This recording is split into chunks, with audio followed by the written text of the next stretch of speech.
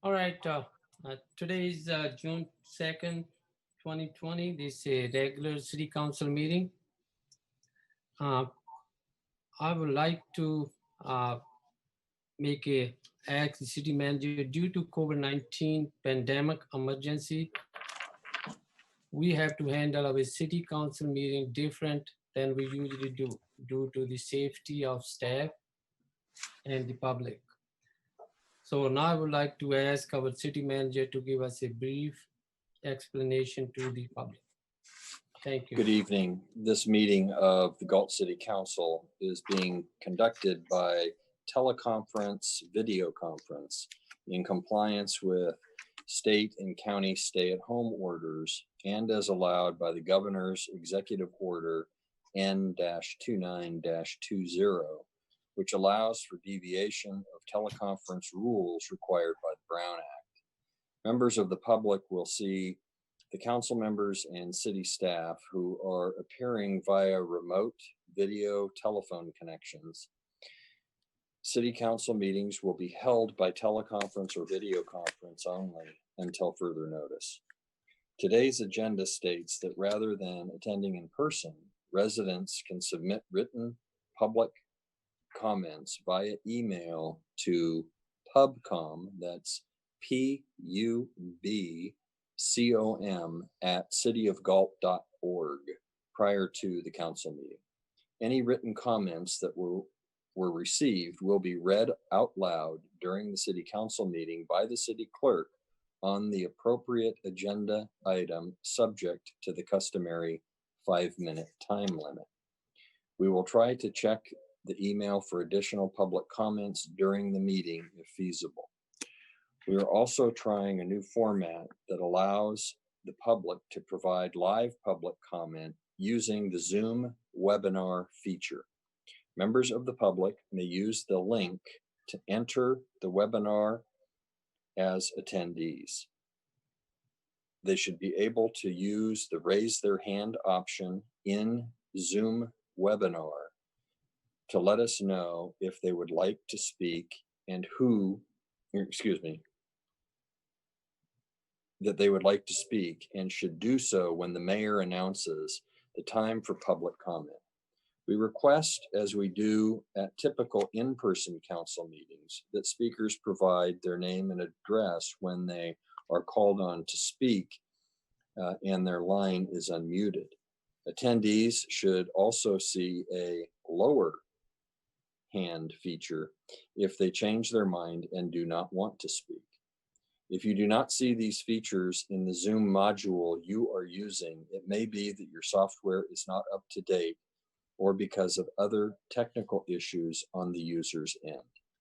There will be an opportunity after the staff report for the public to provide public comment on special meeting agenda on meeting agenda items as well.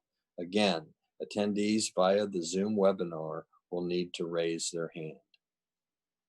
The Zoom webinar details can be found on the city's agenda, and the agenda can be found at www.ci.galt.ca.org.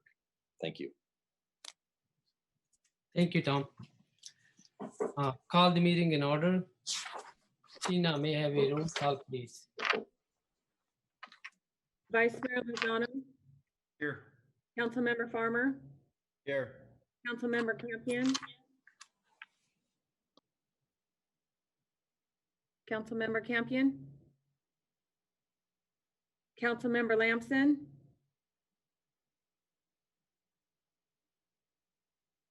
I see you, but She's on mute. here, I said here, and Mayor Sandu. Here. Please rise for silent prayer and flag salute.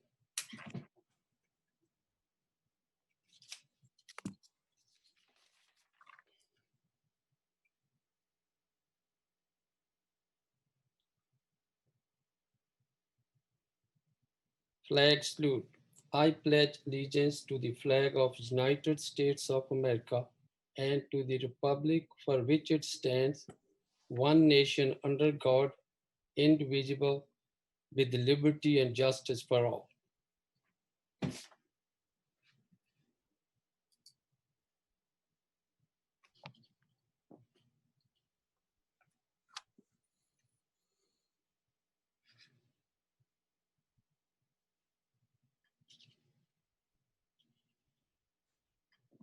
Thank you. Next agenda item is council, any approval, addition, or deletion on this agenda item?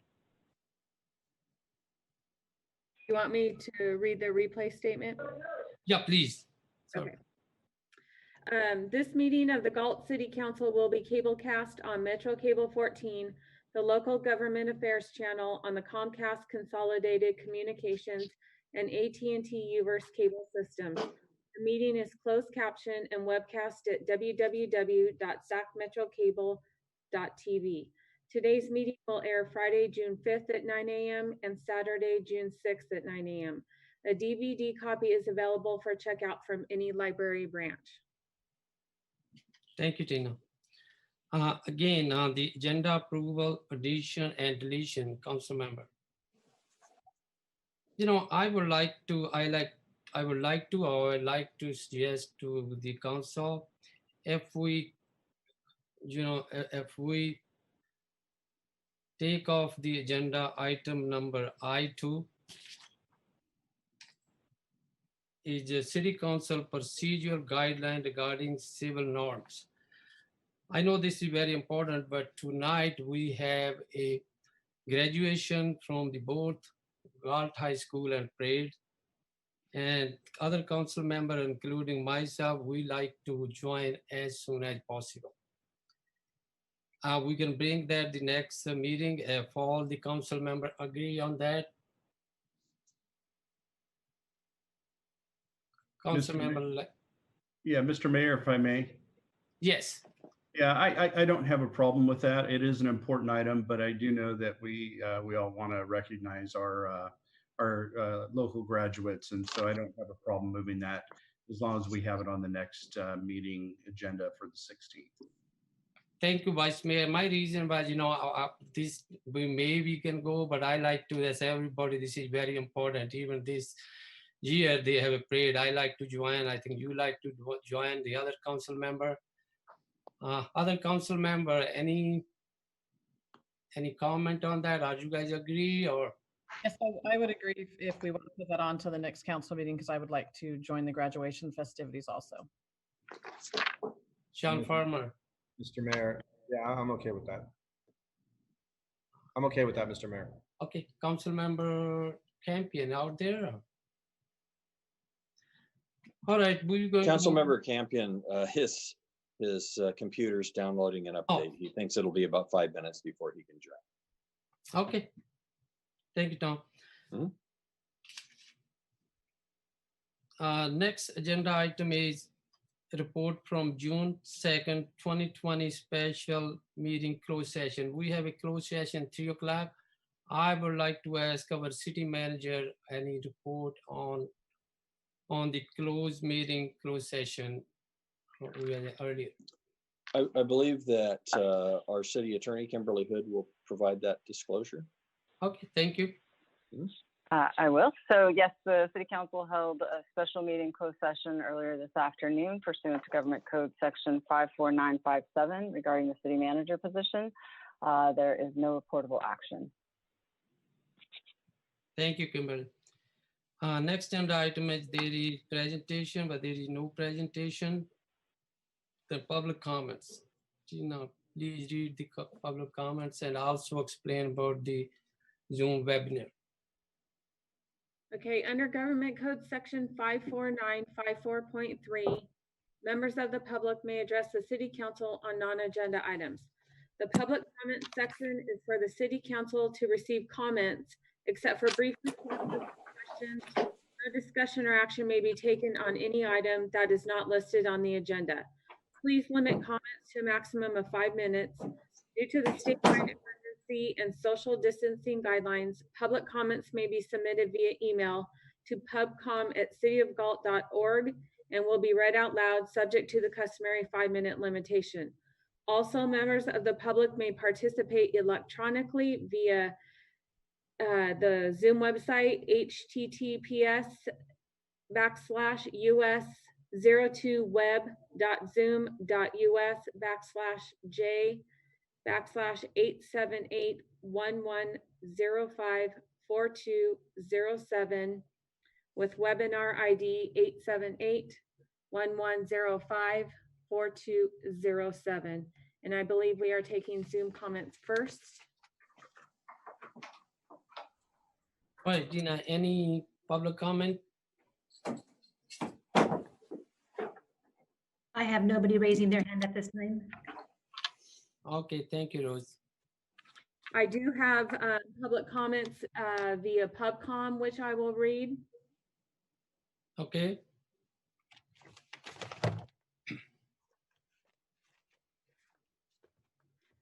So this public comment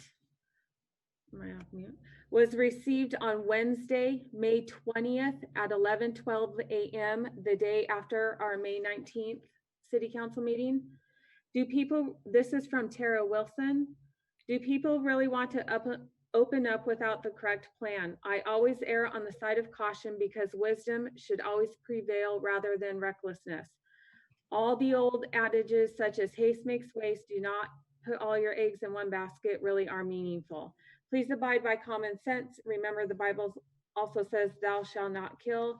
So find some procedures that make common sense for all the people of Galt. This comment was received on Wednesday, May 20th at 2:18 p.m. from Simone Pimentel, the day after the May 19th council meeting.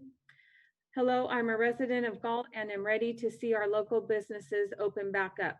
Businesses are not getting federal assistance, and every day that goes by puts another business in jeopardy of not being able to financially recover. We are ready to safely open. Galt has only had 13 cases and no. This public comment was received on Wednesday, May 20th at 2:31 p.m. from Karina Ritchie, a day after the May 19th City Council meeting. Galt needs to reopen. Closing an entire city on only 13 cases of an illness defies logic. The numbers do not support such a drastic measure. At-risk citizens should stay home. Everyone else be able to go about their business. In the next election, I have no intention of voting for anybody who supported closing California. This comment was received on Wednesday, May 20th at 4:15 p.m., the day after the May 19th City Council meeting, from Linda Starr. We are all trying to figure out what our new normal will be. And of course, safety is our first priority. But it does appear that we have financially flattened the curve in Galt. Kudos to our citizens for doing their part to accomplish this. We believe that it's time to reopen the businesses of Galt. Our job requires us to travel throughout the 48 states, and we have been on the road for now. We've gotten to glimpse into many towns across our country and see how they are finding their new normal. We are confident that all the businesses in Galt can reopen in a safe, responsible manner. Please do not abandon the business owners in Galt. This email was received on Wednesday, May 20th at 4:17 p.m., the day after the May 19th City Council meeting, from Joanne Testo. It only makes perfect sense to open up our town that has 13 cases and no deaths. I think we have done a great job in keeping the numbers low. With surrounding areas opening, our town should too. It's time now. Please work on making it happen. These are the public comments received for today's meeting. Good evening, council and staff. My name is Maria Jimenez, and I'm a resident of Galt. I'm writing to you to express my concerns about the council meeting that took place 2 weeks ago. I replayed the recording a couple of times to try to understand why procedural guidelines and council conduct was given so much more preference over real issues affecting our city and community. This is not the first time Vice Mayor Lozano has brought this up. Can council members not disagree? Can they not have a debate about issues affecting us? We are finally starting to get something other than 5-0 votes, and now you're saying it's a problem because they are disagreements. Yes, things may get heated sometimes, but no one has called anyone any names. They are just passionate as they should be. These new guidelines are not really new either, maybe just reworded. Council members are representing us. They are not kids that need to be told how to act. They are speaking with passion. There are 100 other things more important than this conduct issue that are going on in our city and our country right now. I do not understand what Vice Mayor Lozano was so appalled and shocked by. Was it passion to speak up for our community? Please be transparent. Please show more concern about the livelihood of our businesses and their owners. It is a much more important discussion than the council's behavior and conduct, which has been completely normal. Okay, this email was received from Nina Thornton. Good evening, Mayor Sandu and members of the council. My name is Nina Thornton and I'm a resident of Galt, California. With the current social political climate, there have been numerous undeniable cases of police brutality and injustices affecting the Black community. As a citizen of Galt, I would like to express concern regarding the safety of our Black and Brown community members. In light of recent events, there have been numerous calls to action about forming a militia. Many of these messages are threatening in nature. In the Facebook group called the Friendly Neighborhood Galt, many individuals have posted such messages. An example of such is when user Rebecca Mitchell Greer stated, "Make sure your guns are locked and ready." In another post, user Rigo Colmenares wrote, "With that being said, sign me up to protect our city. I will definitely exercise my Second Amendment rights." There are countless messages and images that follow similar themes, taking justice into the civilians' hands. User Odin Young's call to action post of, "In light of recent events, I'm forming a Galt militia. Message me if you want to join." Yes, it's constitutional. No, it isn't against the law. Has been met with an overwhelmingly positive response.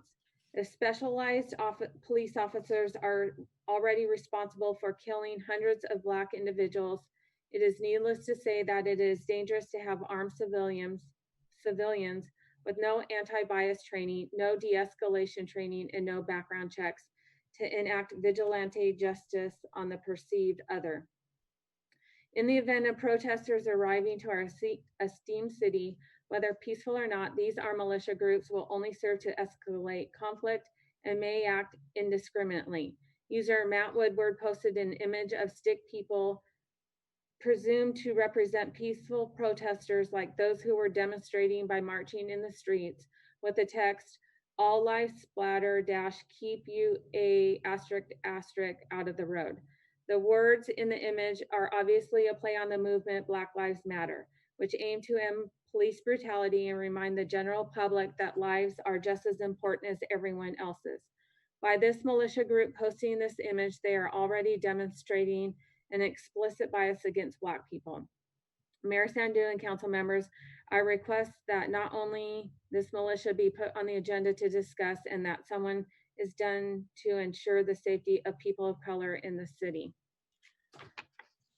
So then next public comment received is from Zara Rodriguez, which is a carbon copy of the letter just read. My name is Zara Rodriguez, carbon copy. Next public comment is Norma Rodriguez with a carbon copy of the same letter.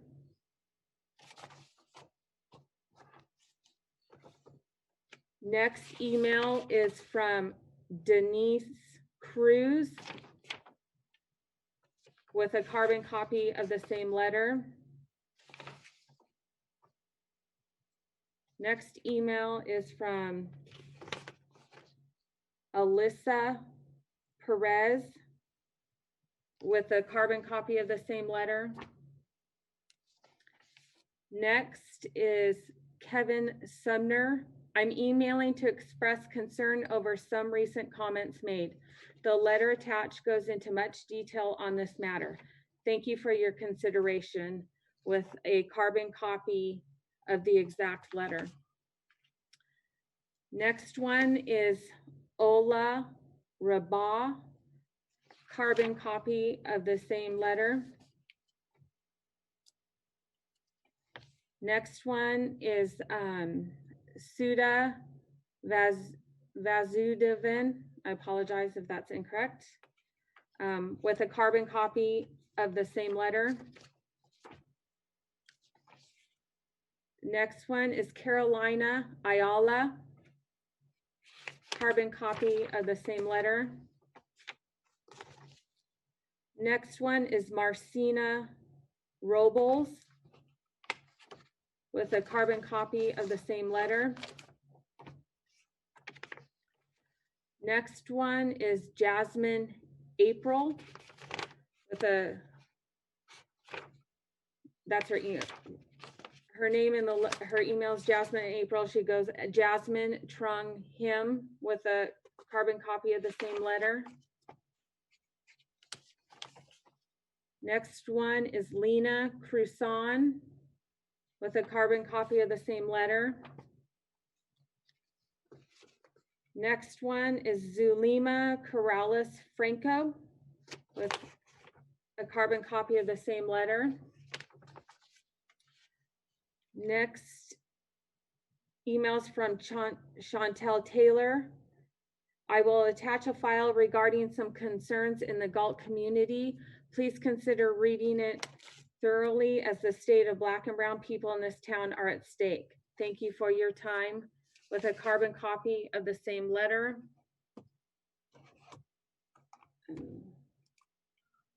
Jessica Lyon, with the same letter. Randy Morton. Galt, USA. Today is still a day the Lord has made. I wish I could say something perfect to help us all come together in USA. I have no speech or preach, prefer that. I want you all to know that I care about you and your families. I am thankful for our members. I received a great quote today: when we are hurting, we feel anger and sadness. I want us to share our love as people of Galt, united for solutions. And that is it right now.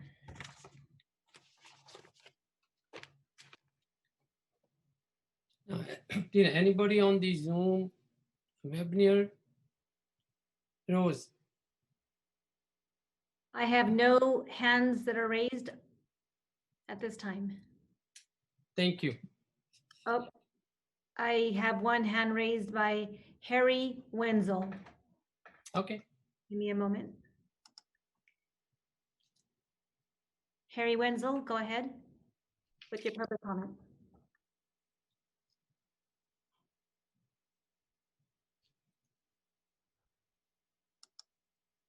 Harry Wenzel, I unmuted you. Go ahead and unmute yourself on your side and go ahead with your public comment. Oh, okay. I was saying I was trying to adjust my computer. I haven't watched this through the Zoom, and I accidentally raised my hand. Sorry about that. But That's thank okay. you. I will go ahead and lower it. Thank you. Okay, thank you. Thank you, Eric. I have no other hands raised at this time. All right, I just want a very quick comment on the public comment. This comment is very serious, and all the council taking any comment comes from the public is very serious. And we're working with the safety of our citizen.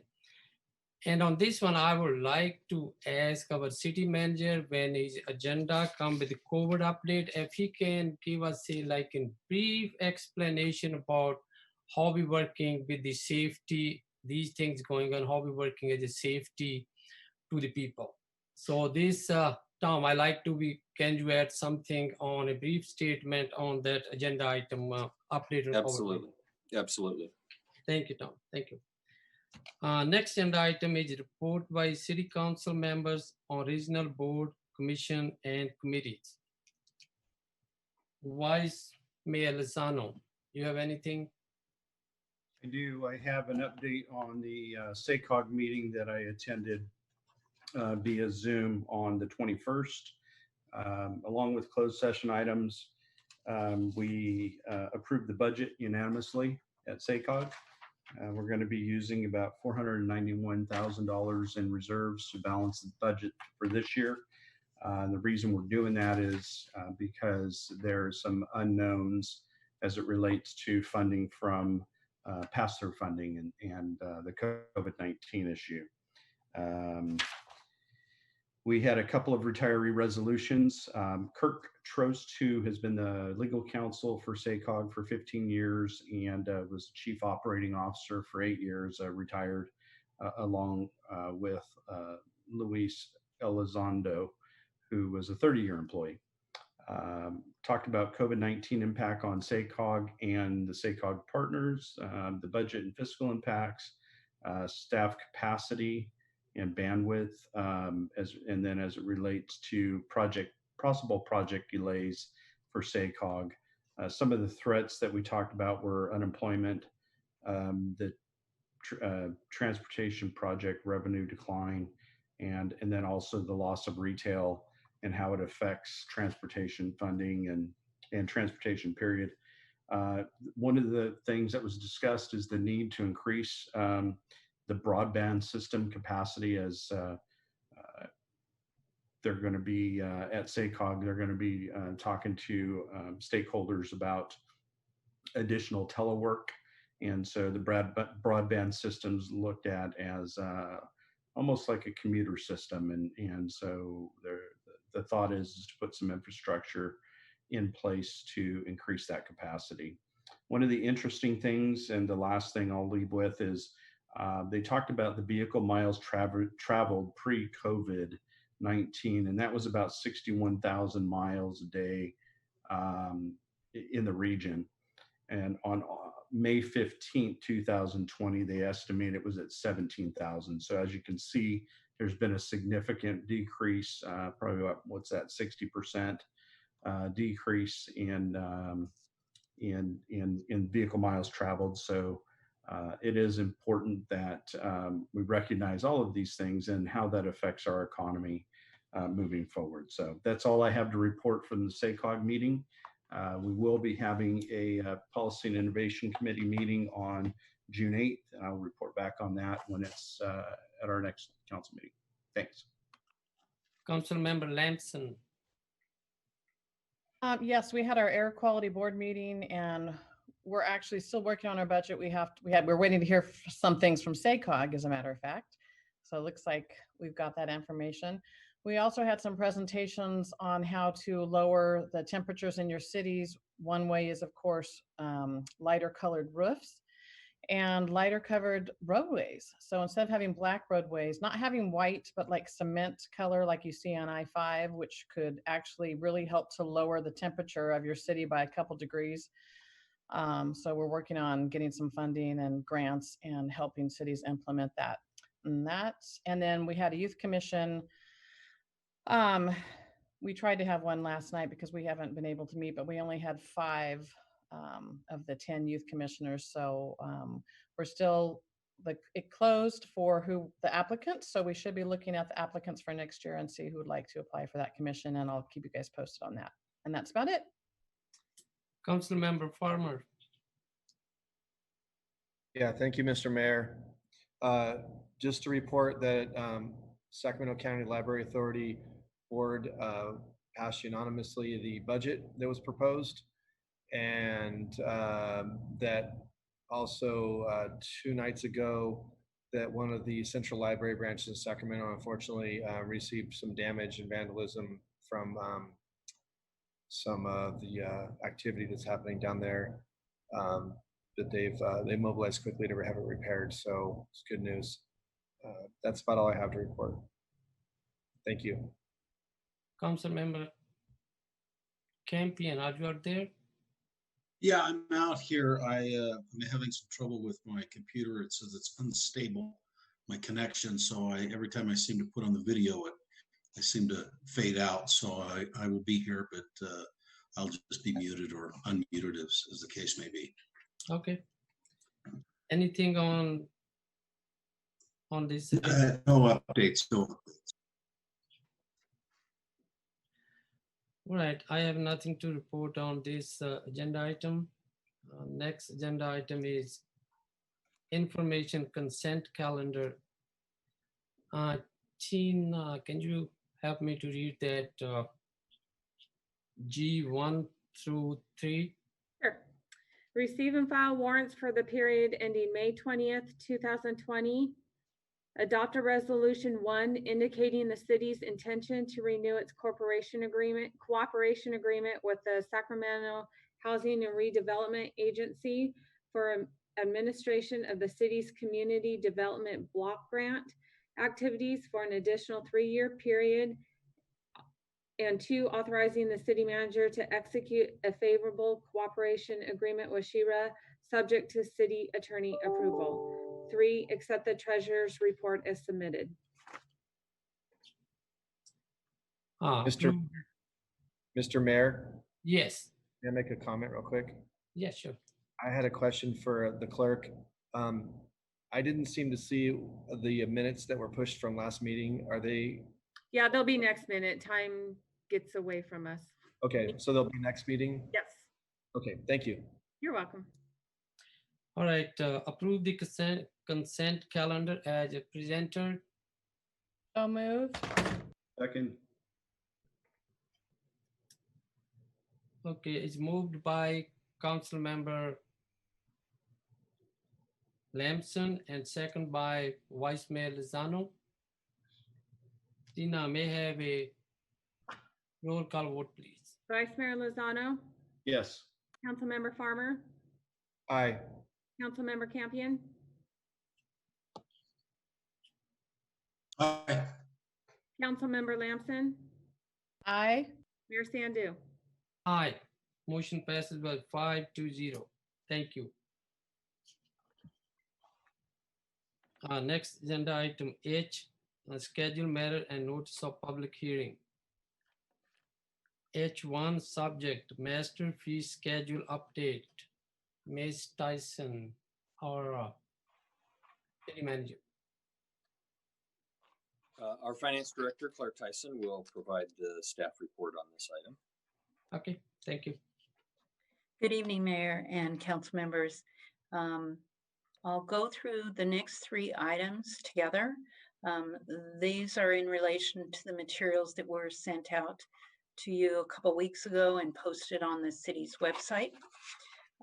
What we'll be covering this evening will be the master fee schedule, the capital improvement plan, and the annual budget with appropriations for fiscal year 2021 and 21-22. These will follow the actions or the information that was provided in the transmittal letter and the workshop last Tuesday evening. I also have a couple of our managers online to answer any questions. Michelle Neely, our budget revenue manager, and Matthew Boring, our accounting manager. So I'll get started with the master fee schedule update. The main activity in this, the main changes in this have to do with the recreation fees that were modified by the city council back in November. So those changes are implemented in this fee schedule, along with the community development fees that were adjusted in the December meeting by council, along with other actions that were taken by council, prior actions having to do with impact fees, Measure A rates, utility rates. There is also an increase on many of the fees for the CPI. The annual CPI increase this year is 2.45%. And those are implemented in many of the fees, and they're identified in the fee schedule. With that, I'll entertain any questions that you may have. Vice Mayor Lozano. Or any council member wants to comment on. Mr. Mayor, if I may. Yeah, go ahead, Sean. I just had a couple quick questions. Would ask if Mr. Arias could clarify something that was brought to my attention about the minor use permit. There was maybe a typo or an error that was brought to my attention. If he could explain what that was. The conversation. Sure. Basically, and what was presented to the council at the special meeting last week, there was an error in a couple of the planning related and building related fees. And you had questioned, I think it was the minor use permit and the amount of increase. And what was shown is an additional increase from what was presented or what was approved at the end of last year. So it kind of incorrectly just gave it another substantial increase when all we were proposing to do was the CPI increase. So we have since adjusted that fee and a couple others to be just CPI increases and not those significant increases that you had brought to our attention at that last meeting. So this doesn't affect the mathematics, the budget, it was just a clerical error. Correct. Okay, thank you, Chris. And then one other question I just had was, back here, just looking through my notes. Just quickly, and this was something I think I asked you about, Chris, as well, but I just wanted to just touch it really fast. On the permitting, there's some things in there about the technology upgrade. You know what I'm talking about. We spoke. Just wanted you to kind of. I had a citizen reach out to me asking if there was some small fees that are on when you pull permits that had to do with technology program recovery, technology maintenance, and just explain real, Chris, what those are real fast. Yeah, there's basically two, well, I guess three. There's the capital acquisition replacement fee, or CARF, which is applied to all permits. And that's a surcharge intended to recover capital acquisition replacement of existing computer related equipment. The next one is a technology program recovery fee, and that's intended to basically provide us with funding to upgrade our computer software system to run permitting. And then the next fee is a technology maintenance fee. And basically that's to recover our cost for regular maintenance and also our fee to run the program. So we have a software permitting program called iWorks, and we pay an annual fee to them, to this company, to operate that. So that last fee basically helps us recoup our costs associated with running that program. So those are the three computer-related fees for building permit. Okay, and these are all fees. These are not new. I see here that these were passed with resolutions from looks like 1989 and 2007 by City Council that far back. So, and I don't see any increase. So, I just for the sake of the citizen who brought this to my attention, I was inquiring. These are not anything additional. This is something. No, and Mr. Farmer, I did a little bit of background work too, and those type of fees are not uncommon in most cities. Most cities have very similar fees, and that one fee in particular that you questioned, we're kind of on par with the region. I mean, some were a little bit lower than us, but Elk Grove was significantly higher for a similar type permit. So we're kind of where we need to be with that permit fee in question. Okay. Thank you. And lastly, the only other thing I had in the whole fee schedule that was just that I do want to recognize that I was very happy that none of the sports programs were, hit the chopping block. I know I know that Tom and the finance team and everybody else at work and Armando and his staff, everybody involved in that portion with Parks and Rec, we're adding a CPI in there. And really that was kind of, one of the mechanisms sure that was going to save the programs overall. And so, this is something I've been passionate about in the past, and, I have question increases and kind of, got down in the weeds with some of those things and fought for some. And so I just wanted to say that I was happy that those weren't, that I didn't have to, we didn't have to get down to that. that was going to be some hard choices. So thank you for that, for all those that are involved in the budget. And that's all I really had at the moment. Thank you. Any other council member, any other comment or discussion on this agenda item?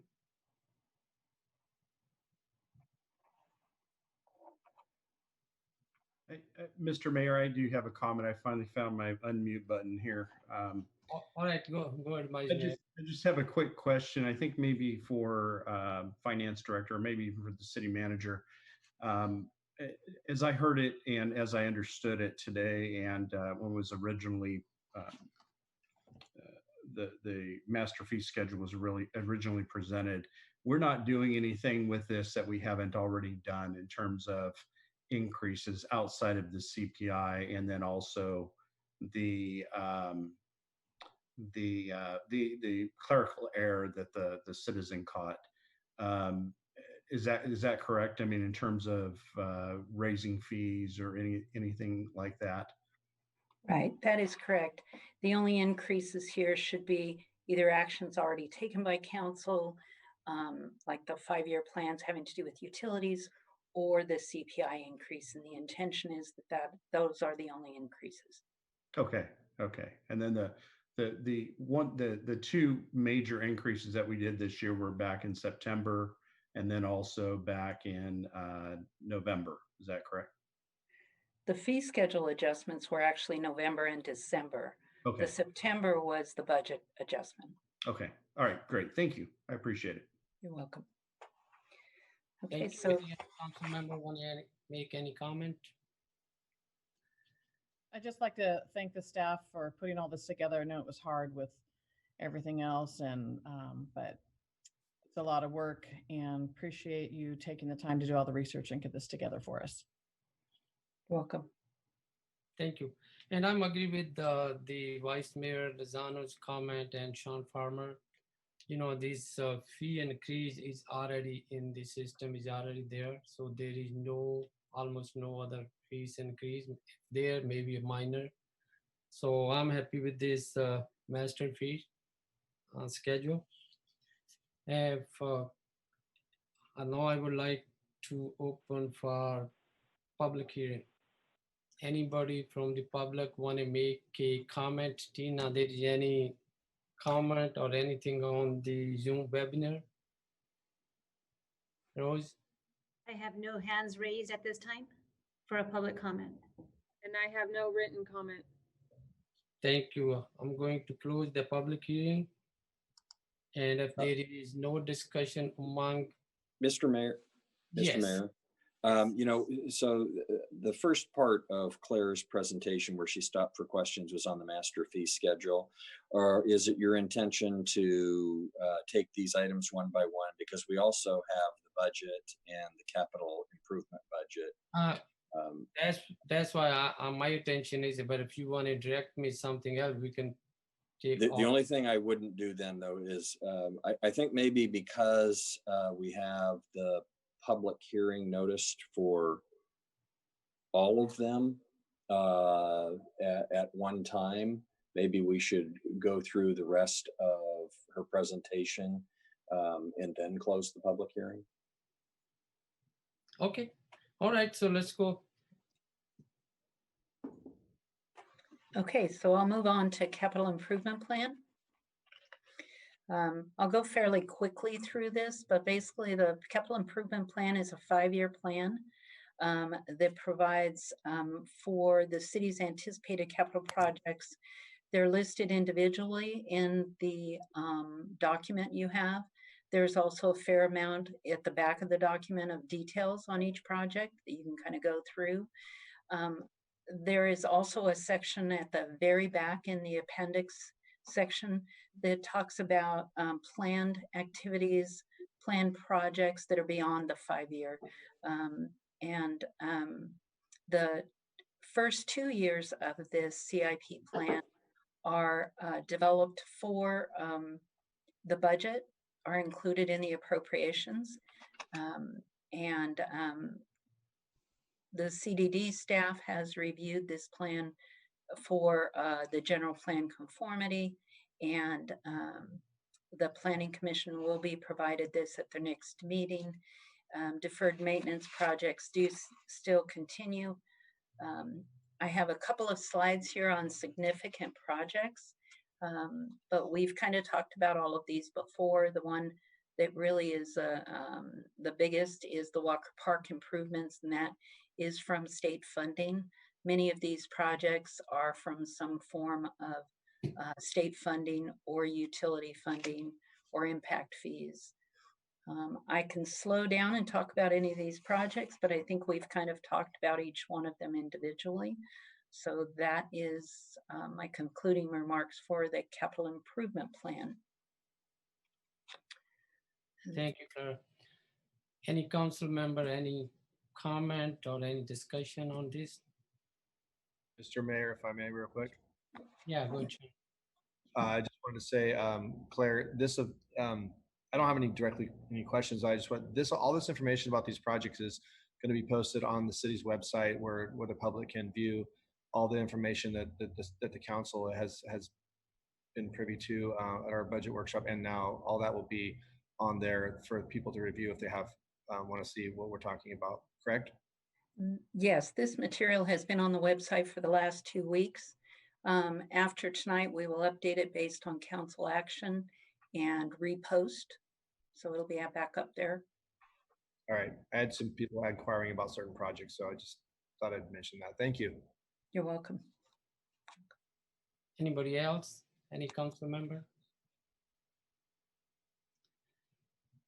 If it's not, then I have a question. Is Mike Selling out there, right? Yes, I'm here.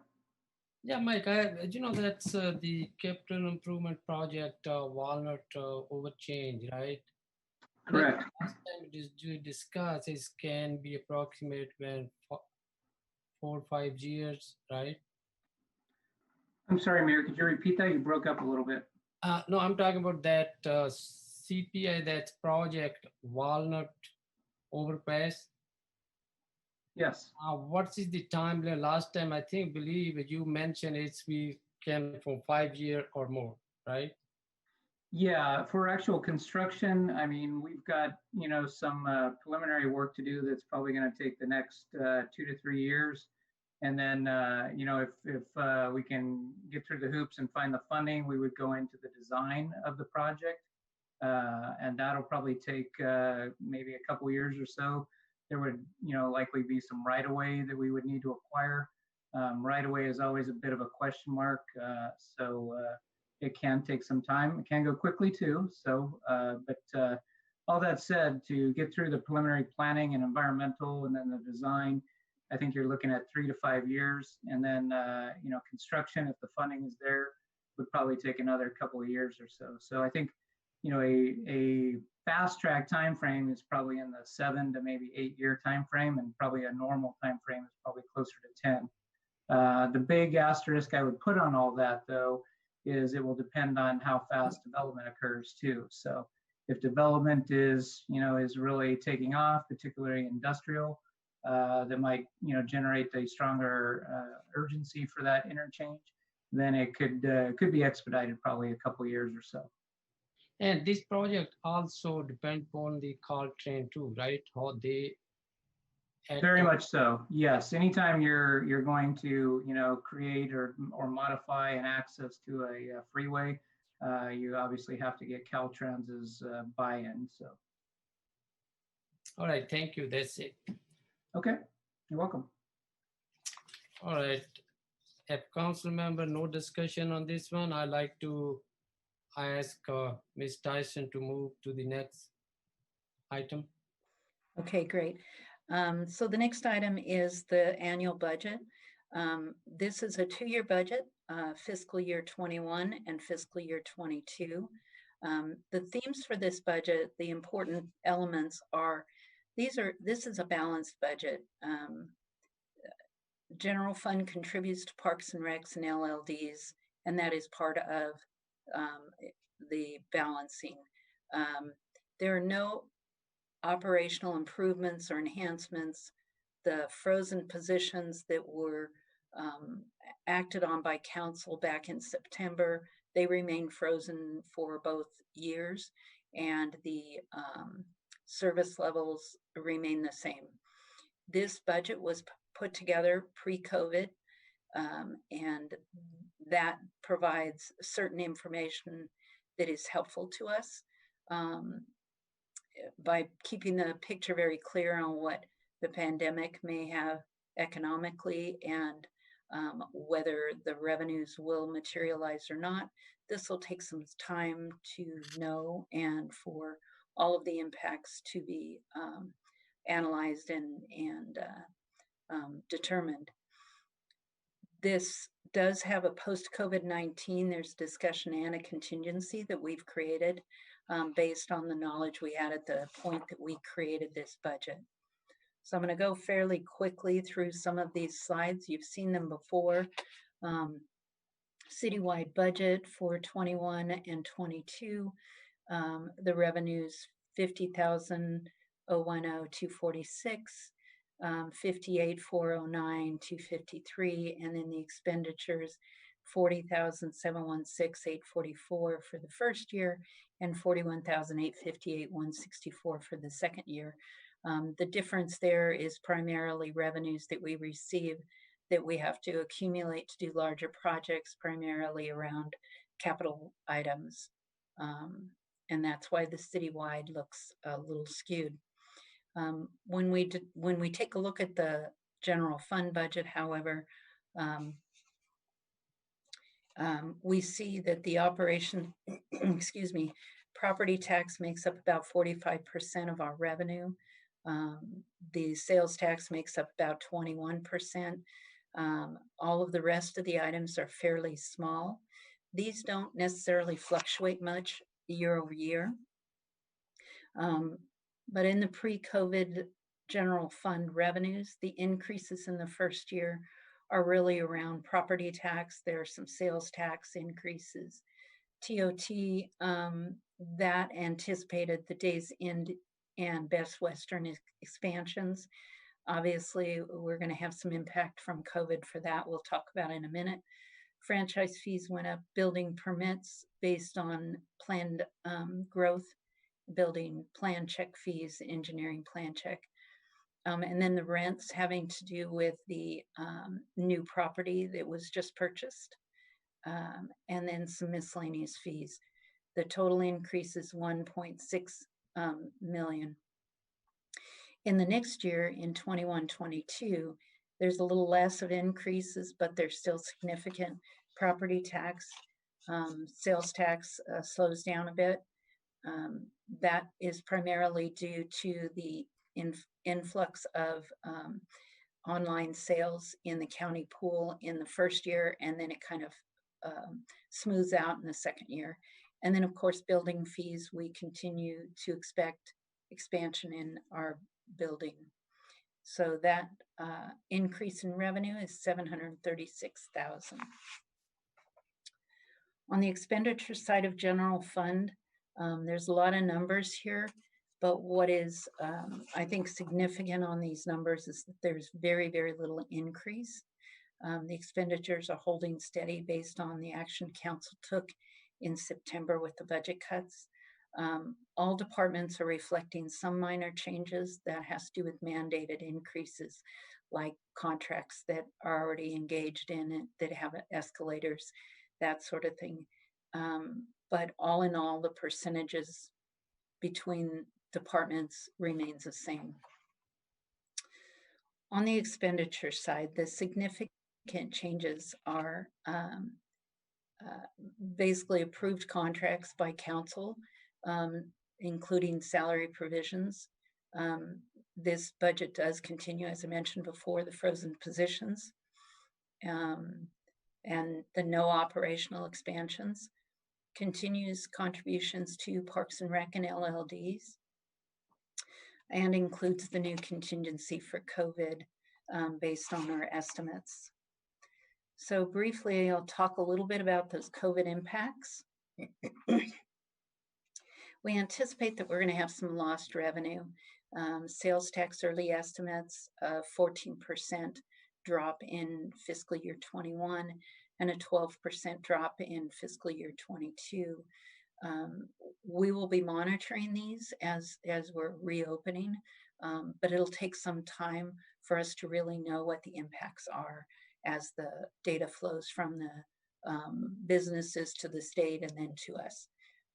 TOT estimates, we estimate a drop of 25% in the first year and optimistic recovery in the second year. Refuse franchise fees are expected to drop in 21 due to business impacts, and business license also we expect a slight drop. Vehicle in lieu expected to drop in the second year slightly. So from those conversations, then the next table shows those decreases that are anticipated, and also at the bottom of that schedule, it shows our anticipated decrease in the market revenue. Obviously, the market will be impacted by this. Although in the first year, we're anticipating an impact to revenue and then an associated impact to expenditures. As time goes on, that net impact may or may not materialize, but we'll be monitoring it. And then in the second year, we expect another year of a slow recovery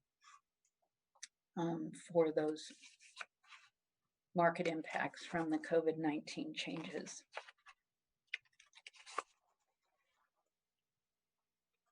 So I should mention that the total at the bottom here are numbers for both years that have been set aside in a special contingency for those ongoing reviews.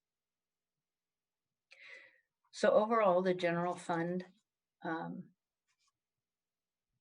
the structural changes that the council has made in the past 4 years, and specifically in the fall of 2019, have really positioned this city to weather the current COVID crisis better than most. And I can't impress upon how important that has been in this process. The reduction of services that were embedded in the last 4 years, and particularly in the fall, they continue, and we are anticipating increases in the building revenue. If we had that and not had the COVID-19, we probably would be discussing those frozen positions and the associated services. But instead, we've set up these contingencies for the COVID impacts, and we'll be monitoring those and reporting back to council.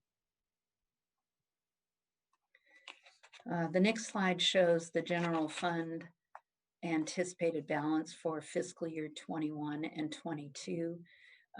There's a fair amount of numbers here.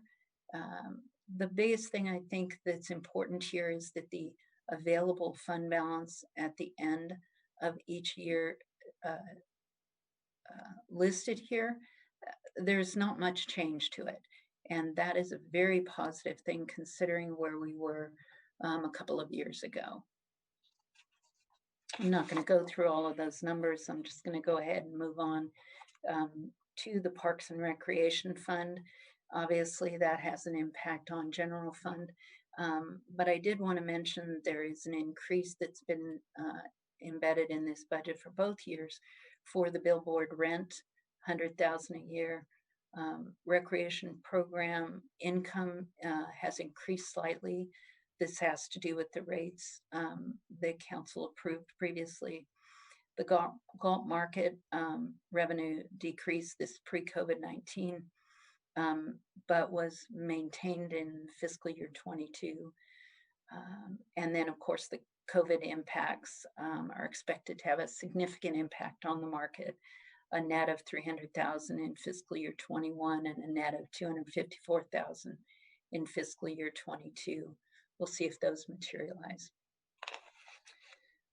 And then on the expenditure side, Parks and Recreation had an impact from the minimum wage increases in both years.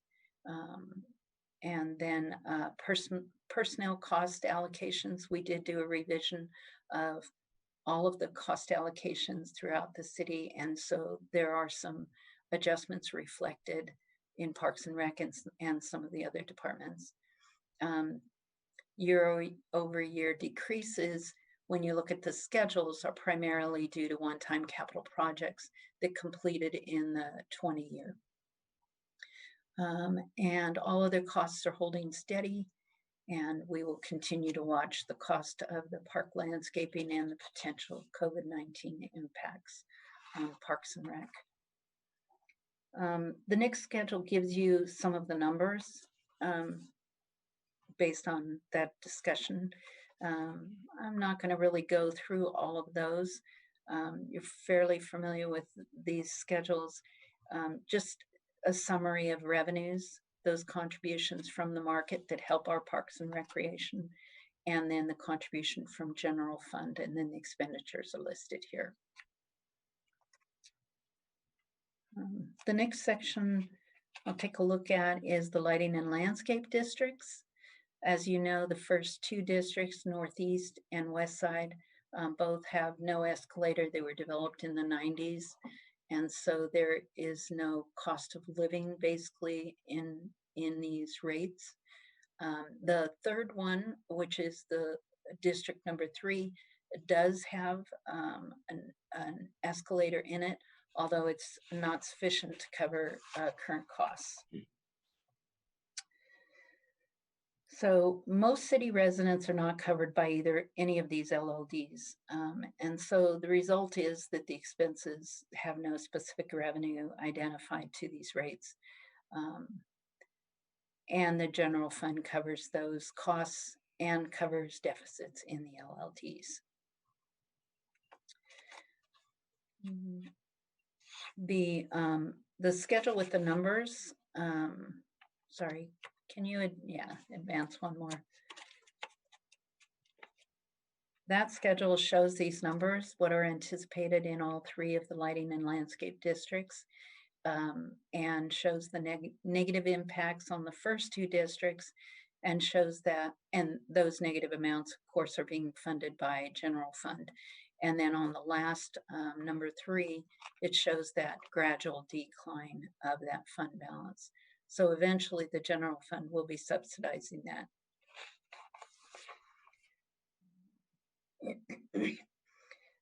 The next section has to do with our enterprise funds.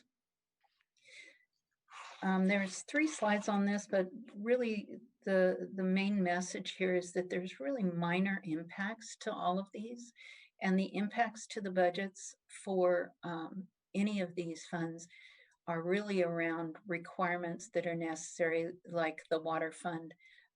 They have to replace certain kinds of equipment or certain kinds of infrastructure on a regular basis. They may have mandates that require them to do certain activities. So stormwater has very little, water has a few items there having to do with those requirements.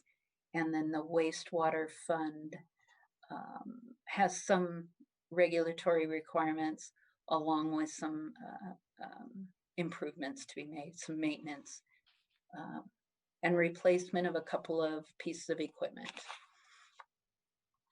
So Tom, I just flipped through all 3 of those. On the streets, let you catch up. So the Streets and Transportation Fund, this is from utility increases are part of this budget. There are also some increases for specific supplies necessary. And then there is a thermo painting equipment purchase being recommended in this budget, along with half of the cost of a vehicle. This is money coming from the gas tax and being utilized through this fund. In addition, in this fund, there's money coming from Transportation Development Act, and similarly, it's covering certain kinds of personnel costs. There is an increase for the city's share of the Galt South County Transit Service costs, and that's an agreement with the county. And then any cost overruns are funded by the Sacramento Transit Authority Fund. They all work together. The next fund that I want to mention is the Measure R fund. As we know, that's a special transaction and use tax revenue source that the citizens pay on certain kinds of products. They are to be used for public safety, specifically our police department, and there's a list there of allowable costs in support of their activities. This fund the sales tax is holding pretty steady. There are no significant decreases from the COVID-19, at least not anticipated at this point. The expenditures continue to increase greater than the pace of the revenue, and that has to do with personnel costs. This fund is not presented as a balanced budget in the upcoming 2 years. However, there are there are funds in the balance that provide the ability to replace vehicles, and that's embedded in the year 2 of this fund. It's recommended that over the course of the next couple of years that we take a look at a 5-year long-range financial plan for this fund to avoid any deterioration of the fund balance. Right now, that fund balance is pretty healthy, and the imbalance between revenue and expenditure is not significant at this point.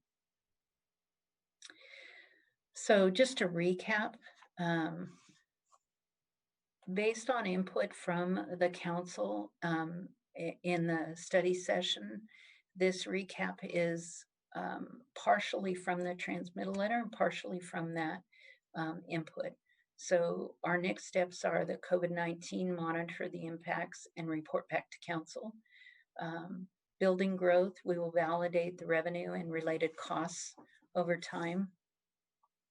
Evaluation of long-standing frozen positions for possible elimination or reclassification will be done, and a reinstatement of temporarily frozen from the fall of 2019, dependent on revenue to support those services.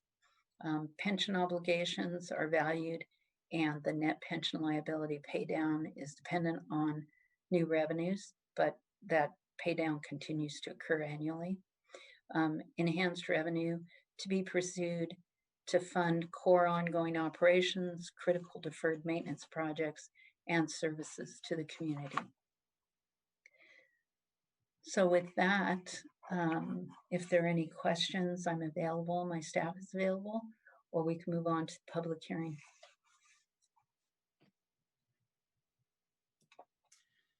Council member, anybody, any comment or discussion on this? If I may, Mr. Mayor. Yeah, go ahead, Councilman Farmer. I may have asked you this again, or I may have asked you this before in the budget workshop, but and maybe Tom can answer this or yourself. When would you anticipate we will see the actual reports to see the hard data on the sales tax from the months from the shutdown and what impact they had? You were saying, I think we're anticipating that for the quarter, which was April, May, and June of 2020, so the current quarter that we're in, which is going to be that first quarter where we take the big hit with all the stay-at-home orders and the like, that we're anticipating seeing that, say, sometime in November. When it makes it to us from the state. And then the first quarter of our fiscal year, which ends up being the third quarter of the calendar year, because our fiscal year runs July to June as opposed to January to December. That first quarter of the fiscal year would likely be available to the city by January. Okay. And that's going to be an important quarter for the city to really assess what is happening, the length of time the recovery is taking. We remain cautiously optimistic that perhaps that quarter will perform better than what the analysts think. But it's a bit of an unknown. And so we've worked with our sales tax consultant and with California, followed guidance from California City Finance and the League of California Cities in establishing our revenue projections. So for the audience who's watching, your contingency number that you built into this, your COVID-19 contingency, was based on the best actual estimates from those agencies and those people that you mentioned. So as long as those reports don't come in, being significantly different than that number, as far as being over that number, then we should be okay. But at that time, we could then once we know that data, then we could, assess whether or not we need to make any changes at that time. Yeah, I think that that's the prudent thing to do at this point. If the city wants to have the best chance of living under a balanced budget, is let's let some of this play out. Even though we're all chomping at the bit to be back to the way we used to live and work and do all those things right now. The reality is, unfortunately, we're really in the very early stages of COVID-19 when we take a look at it from the long view, which is what are all of its effects going to be? Not only health effects, but its economic impacts and things like that. And so it's an unfortunate issue of timing that we're just not going to know some of that until, say, the first of the year. And if we perform better and think that the economy performs better, I think that the city will be in a very good position to make some different decisions at that time. And then just real quick, just ballpark, because I don't have the figure in front of me. What was the COVID contingency number, the total number that you had built in for that? For FY21, which begins on January 1st, it's $787,000. And for FY22, it's $673,000. Okay. Thank you, Tom. That's the only questions I had. Mm-hmm. Right. Any other council member? Mr. Mayor, I have a comment to try to kind of piggyback on that. I was involved in a webinar the other day regarding economic recovery and what's going to go on in the state. And there was a pretty significant firm that talked about when the gross domestic product of California would return to pre-COVID-19. And their estimation was in the third quarter of 2024. Now, I mean, that's pretty far out, and it's kind of shocking to hear that. But when you look around and you talk to businesses and people that are doing business models are changing slightly for some, or for many, and the money is beginning to roll in a lot more than they anticipated, just because they've done some of that adjustment of the business model.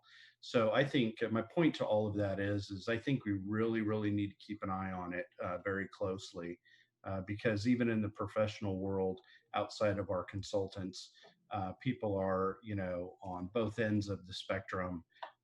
And so it's going to be really important that we nail that down as soon as we can and ensure that we have enough money in the COVID-19 reserve to really address some of those issues. So you will hear that stuff out there, like I did, that the economy or GDP is not going to come back till 2024. But then you talk to business owners and they're making revenues are coming in a lot stronger than they thought too at this point. So we're just going to, again, my point is, I think we're just going to have to keep an eye on it real close.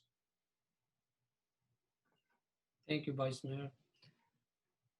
Councilmember Campion, do you have anything? No, nothing more to add other than what we've already discussed in the workshop and what's been discussed so far. So I really don't have anything else to add other than to thank staff for a great job. Thank you. Councilmember Lanson, did you have anything? Thank you. I think we've covered everything I had questions on. Thank you, everyone. And the same thing is the budget is very clean. And thank you, Tom, and thank you, Ms. Tyson.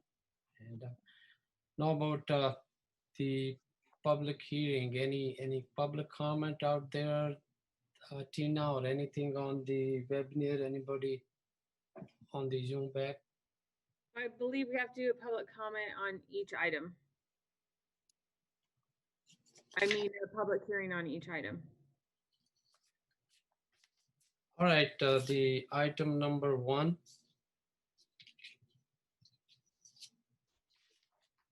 I have not received any. Oh, you opening it? I'm sorry. Master fee schedule update. Do you have any public comment or? Yeah, Tina, I think we've been conducting the public hearing as we have moved along, and we've accommodated the staff report on all 3 items within that public hearing. Oh, okay. So at this point, Kimberly, I believe the mayor closed the public hearing, or excuse me, accept public comment. Okay. Yeah. We'll keep the public hearing open and accept public comment. And I have no issues at this time. I have a written comment on the budget. This is from Randy Morton, Galt Fitness Pro. Please adjust our funding for our police.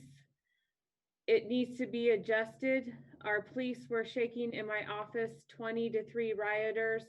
Thank Todd and the officers for protecting us. It's not safe for people. We need to worry about our safety. Thank you. Any other comment, written comment on Zoom webinar? I have no hands raised at this time on the Zoom. So if there's nobody public comment and nobody out there, I like to close the public hearing. And this is the last chance, all the council member, any discussion, any comment on these 3 items, then we move forward one by one item to vote on that. Is that right, city manager? Yes. Thank you. If there is no discussion from any council member, Tina, can you help me to read the recommended action 1 through 3 on item H? Adopt a resolution approving the master fee schedule update for public services for the fiscal year 2020 through 2021. Do we have a motion out there? So moved. Second. Oh, okay, it's moved by Council Member Farmer, second by Council Member Lamson. Excuse me, Mr. Mayor, was moved by Vice Mayor Lozano.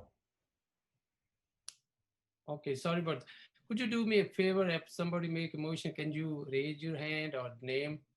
Sometimes I'm talking, it might be difficulty on my computer, something I cannot hear. Apologize for that. All right, motion moved by Vice Mayor Lozano, second by Council Member Lamson.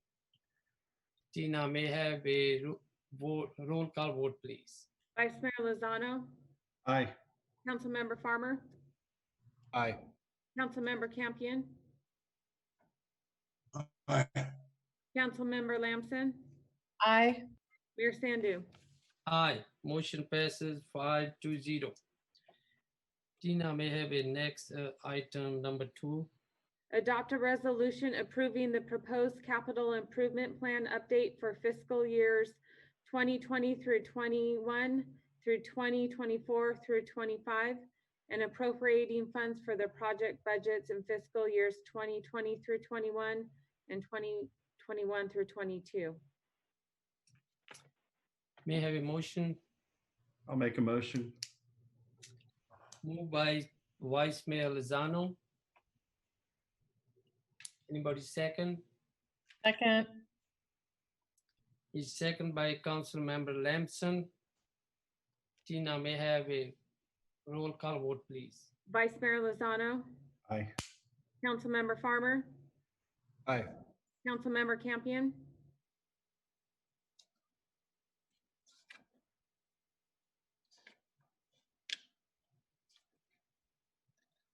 Councilmember Campion. Campion, are you out there?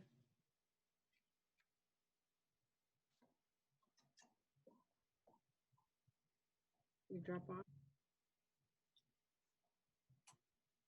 Tina, go ahead, proceed. Councilmember Lamson, Aye. Mayor Sandu. Aye. Motion passes by 5-0. Councilmember Campion is absent. May I have a next agenda item, the Mr. Mayor, I was temporarily. Tina, he's back. I think he's, can you ask him? Yes, your vote on the CIP. Aye. Okay, thank you. Sorry about that. That's okay. So motion passed 5-0. Tina, could you read correct? Receive staff reports, solicit public input. 3, consider approval of the fiscal year 2020 through 21 and 2021 through 22 annual budgets. And 4, adopt a resolution approving the fiscal year 2020 through 21 and 2021 through 22 annual budgets with appropriations, and approve the fiscal year 2020 through 21 California constitutional appropriations limit. Thank you. Do we have a motion? Mr. Mayor, All right, motion moved by Councilmember Farmer. Mr. Mayor, I have a comment actually. Oh. Where I move. So you have a comment, or you're gonna make? Yes, I have a comment, if that would be okay. Yeah, go ahead. Just before we move to approve this, I just want to make a quick comment, just so I don't have to circle back on it later, regarding some of the comments that were made about the police.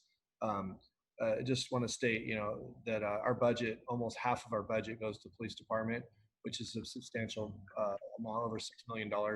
And there is actually an increase from fiscal year 2021 to 21-22 with a slight increase on that percentage. So Galt is very, heavy on the police budget side. It always has been. And I just wanted to state that for those residents out there that, that's a concern. So with that, I do move to approve this. Second by Vice Mayor Lozano. Tina, may I have a roll call vote, please? Vice Mayor Lozano. Aye. Councilmember Farmer. Aye. Councilmember Campion. Aye. Councilmember Lamson. Aye. Mayor Sandu. Aye. Motion passes by 5-0. Next agenda item I, regular calendar, City Manager's Office, update on COVID-19. Thank you, Mr. Mayor, members of the council. The COVID-19 update for this particular public meeting. As of this afternoon, Sacramento County had 1,439 COVID cases, 58 deaths. There were 15 cases in Galt. San Joaquin County is reporting 982 COVID-19 cases and 35 deaths. Under the current status of the health order issued by the state of California and the county of Sacramento, and effective May 28th, specified businesses have been authorized under those public health orders to reopen so long as they follow social distancing guidelines identified by the California Department of Public Health and the County Department of Public Health. Under these new health orders, approximately 89% of Galt businesses can reopen if they institute social distancing guidelines in protection of their customers and their employees.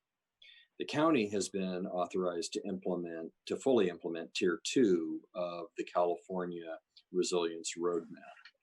Essentially, these current health orders allow the following businesses to reopen, Dine-in restaurants, so long as they follow the prescribed social distancing guidelines. Places of worship for religious services with attendance limitations. And that attendance limitation is 25% of a building's occupancy or up to 100 attendees, whichever is lower, upon approval by the county health department. In-store retail shopping, so long as social distancing guidelines for that sector are followed. Hair salons and barber shops, which technically are in stage 3 of the governor's reopening roadmap, may reopen, but they may reopen with modifications, including mandatory face coverings for both barbers or stylists and clients. Permitted services at these facilities include haircuts, hair coloring, blowouts, wig maintenance, hair relaxing treatments.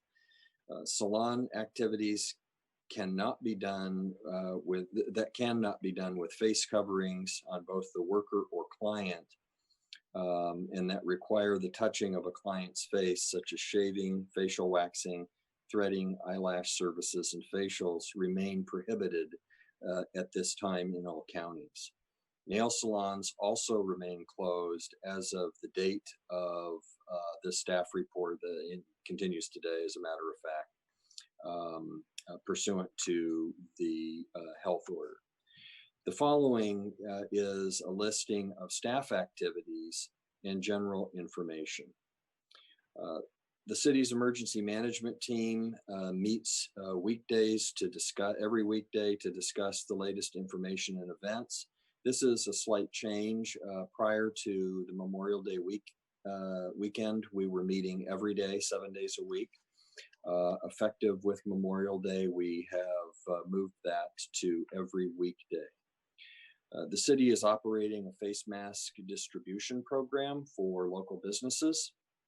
The city made a resource request through the California Department of Emergency Services for face masks, and we received tens of thousands of them for distribution within the community.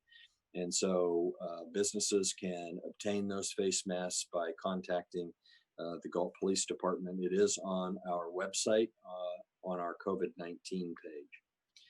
The city's economic development manager has been keeping the COVID-19 business resources page of the city's website up to date with information on stimulus programs, tax relief, small business fund information, and Families First information. The economic development manager has also sent out local business email newsletters with similar information and also information regarding opening guidelines for the various business sectors, as well as where to find that information on the state's website. As I reported in my biweekly on Friday, that biweekly report is on our website, on our homepage. Last week, the governor announced that the state will be issuing guidance soon to 48 counties, that those 48 counties have made certain attestations to the state, and the governor indicates that those 48 counties may move into Tier 3 of the California Resilience Roadmap. It's the reopening roadmap, which will allow those counties to determine the timing of their movement through Tier 3, so long as they follow the state guidelines on how to make those determinations. As the governor said, the state determines how, the counties will determine the timing. Based on the governor's statements, this will authorize the Sacramento County Health Officer to determine the timing of Tier 3 business reopenings as that may apply in the city of Galt.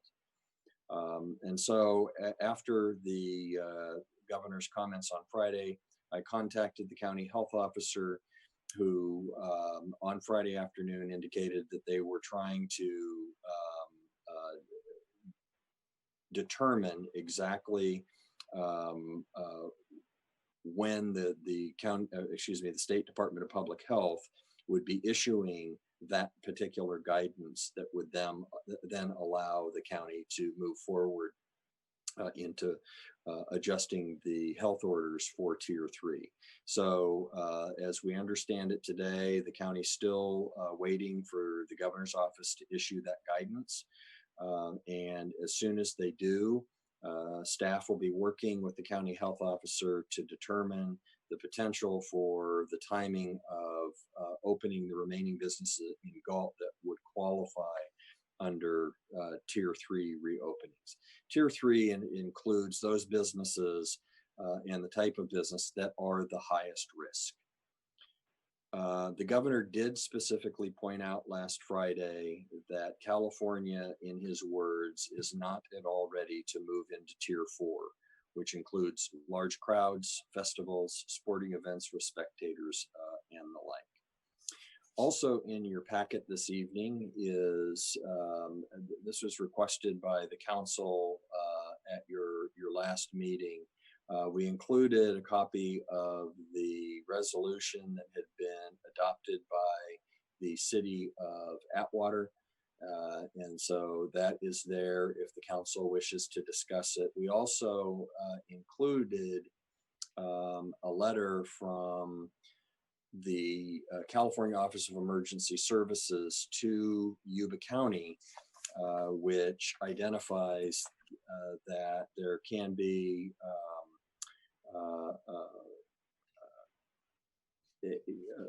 problems or issues, consequences is the word I'm looking for moving in a way, if a jurisdiction, in this case it was a letter to Yuba County, but if jurisdictions move inconsistent with the state or county health orders, there can be consequences for doing that.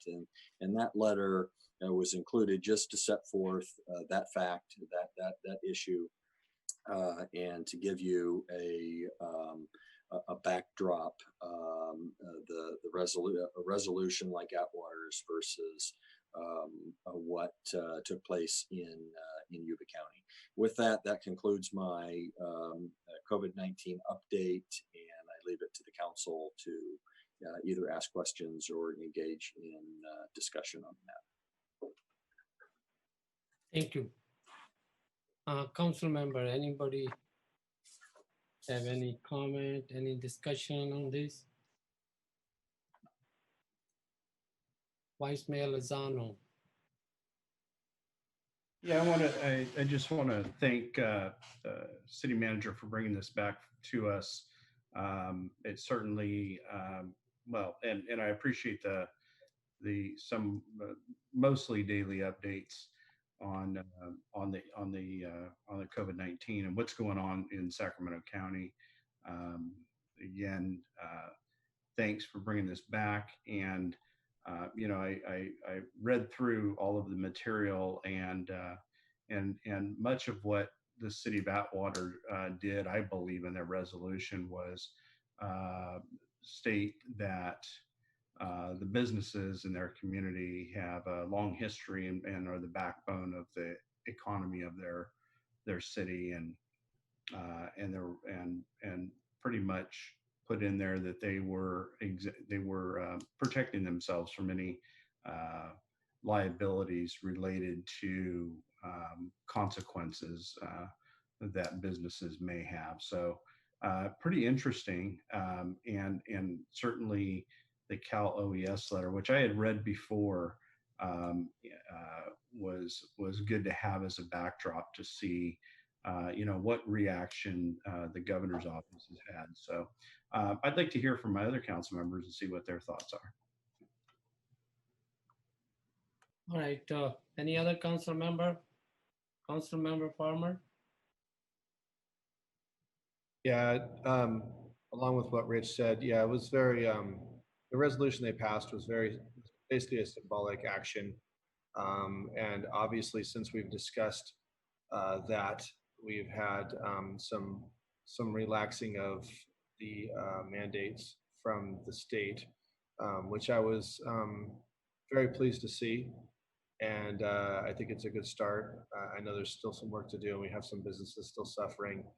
But yeah, I mean, circumstances are a little bit different now than they were at the time. But I was very proud to see a small community like Atwater, which is almost a sister city to us in size and everything, take such bold action. So I commend them for that. And with that, I don't really have anything to add on this subject at the moment. Thank you. Council Member Campion. Yes, I've looked at the resolution, and I guess I look at it a little differently. This actually much more than just simply symbolic. The resolution clearly states that the city of Atwater shall not, with other agencies, enforce the provisions of the state or county regarding COVID. And I think that my biggest concerns is that it would be in opposition to standing orders of both state and county directives. So to that extent, I think that it has a little more meat on it than maybe it's being given credit for here tonight. But given the circumstances where the city is, the number of businesses that are able to open, almost 90%, with the restrictions, I think the city of Galt's in a good shape at this point. Thank you. Council Member Lamson. Yes, I would like to see a few more things allowed to open, like physical therapy and things like that. But in reference to going against the mandates, I actually looked up who has state licenses, and it's more than the nail shops and the hairdressers. It's every contractor, it's your concrete worker, it's your electrician, preschool teachers, regular teachers. There's lots of businesses that have state licenses, and I'm glad we're not willing to risk those. And hopefully we can work together and get this city open. And it's looking better, but I'm hoping we don't have to take a step back. That's my prayer. And thank you. Thank you, Council Member Lamson. Tom, my question, just information. I believe you said 89% business open in the Galt, right? Yes. And I don't know, it might be a confidential. Can we identify which business are closed? Still closed, is no access to be opened yet? So how we determined that it was to take a look at our the types of businesses that pull business licenses from the city, and we went through those. I don't have off the top of my head which ones were in tier 3 and wouldn't be able to be closed, but I think that since the governor's announcement late last week that they're going to be issuing guidance, and that then leave that up to the timing, data-driven and scientific-driven timing for the counties. It would be our intention to work expeditiously with the county for any businesses that are in tier 3. I think what you're really looking at are things like what I referred to, the nail salons, nail salons themselves, any type of business where there's physical touch, with the exception of hair and hair salons and barbershops. So long as they utilize the prescribed PPE and social distancing, hair salons and barbershops can do it, but nail salons must remain closed. And then some of the higher risk businesses would be well, candidly, I think I'd have to look up what's on that list.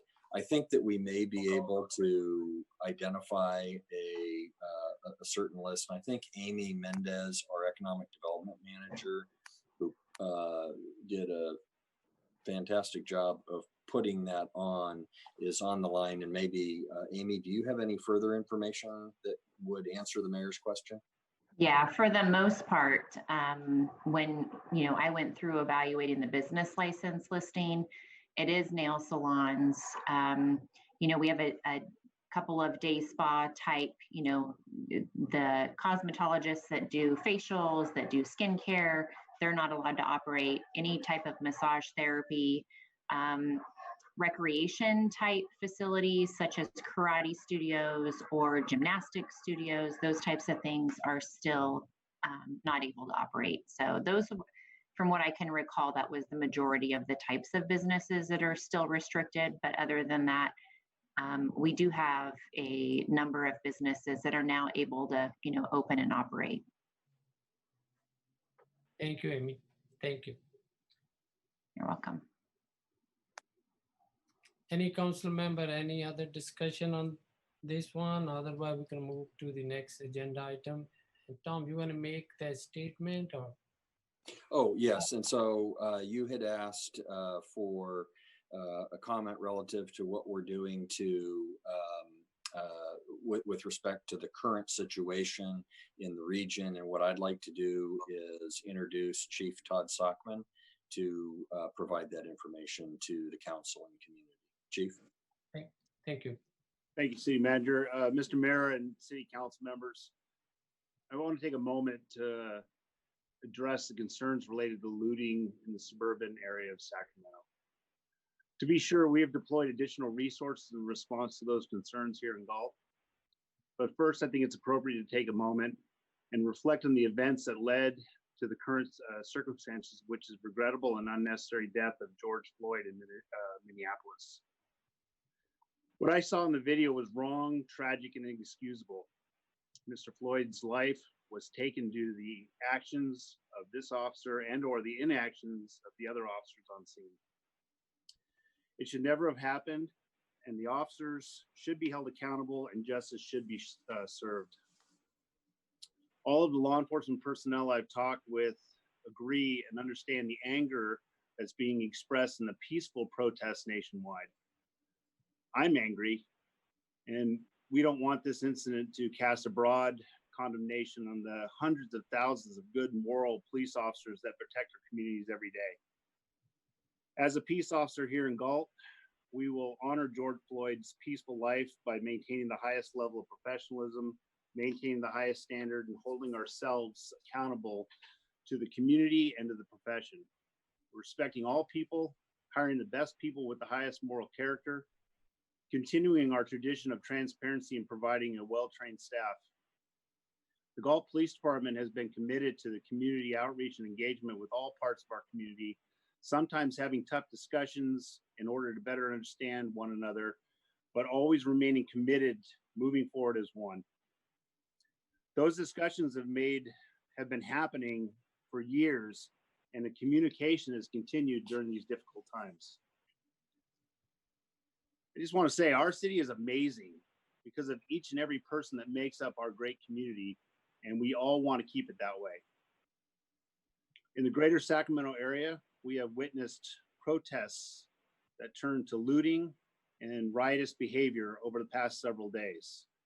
In the past 24 hours, one of our local gyms had an attempted break-in, and that investigation is ongoing. There are a number of other rumors that are connected to the criminal activity related to the protests and looting. And some of those rumors are saying that we've had those things bleed over into our city. I want to let the council know and the community know that everything else besides what I've already mentioned are rumors.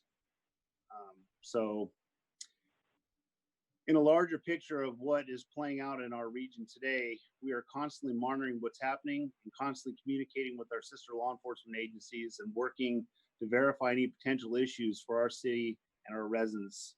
And we will take all the necessary steps to provide the safety for our community.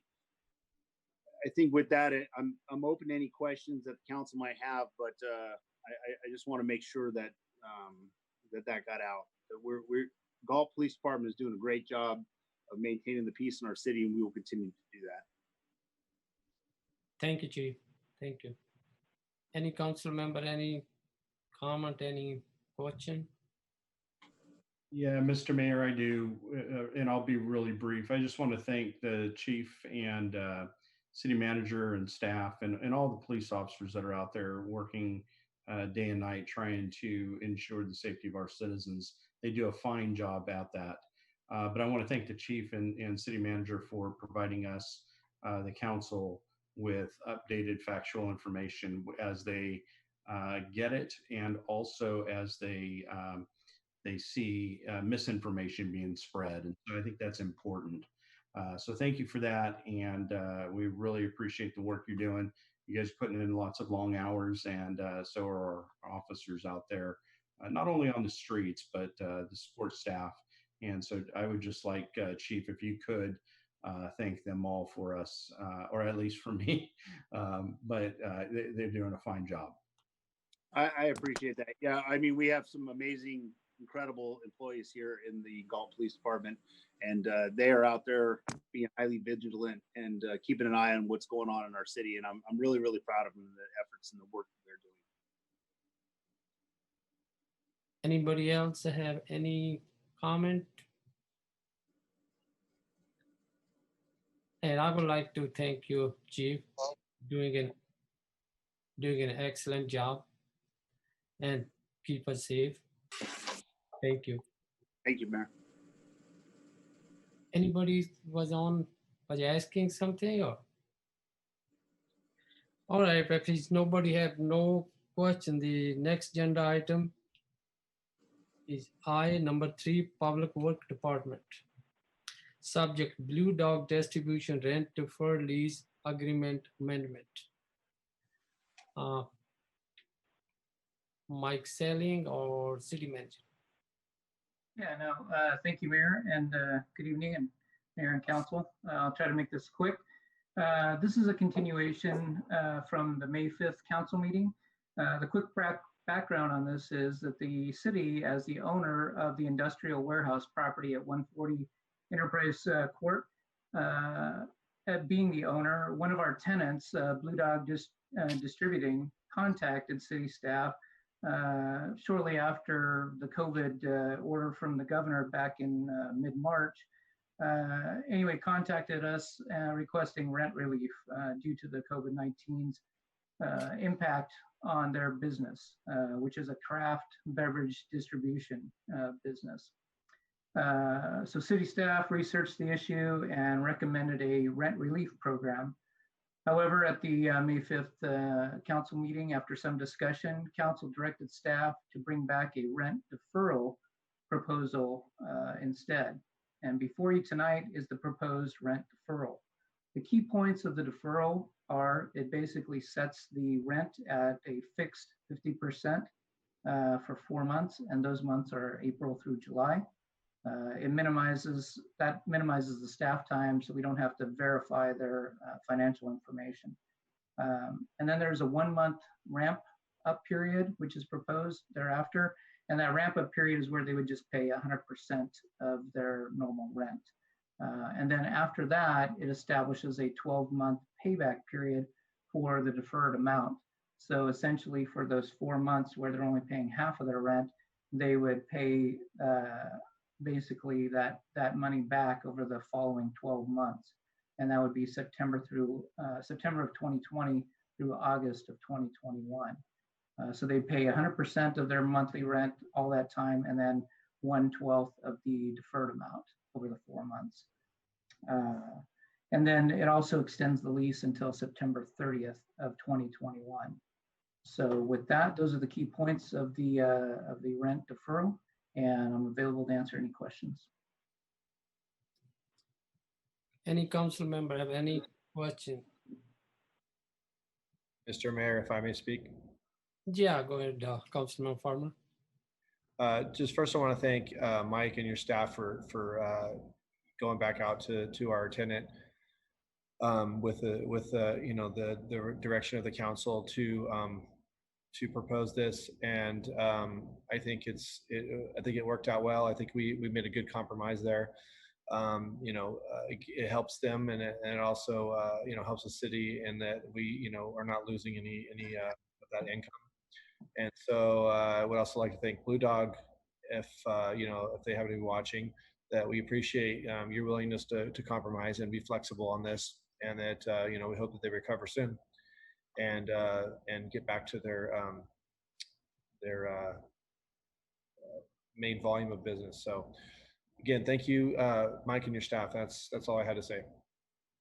Thank you. All right, any other council member? If there is no comment from other council member, I would like to mention Mike. Mike, this is really appreciate you. You go back to negotiate with Blue Dog. Especially that's the way council wants. Deferment, we do not lose the money. Whatever we helping them so they can keep their business. And when the business will come back, they should be able to pay us back whatever is the deferment. And thank you, Mike. You're welcome. Any public comment, Tina came up? I have not received written comment on this item. Rose, any comment on the Zoom back? I have no hands raised on Zoom. Thank you. Council, if there is no discussion, I would like to make a recommended action, review the proposed revision of city council, adopt a resolution approving a lease amendment to temporarily defer 50% of rent owned by Blue Dog Distribution due to COVID-19 pandemic. Do we have a motion out there? So moved. Is moved by Council Member Farmer. I think that was Councilmember Campion. Is moved by Council Member Campion. Anybody second? Second by Council Member Farmer. Tina, may have a roll call vote, please. Vice Mayor Lozano, Aye. Councilmember Farmer, Yes. Councilmember Campion,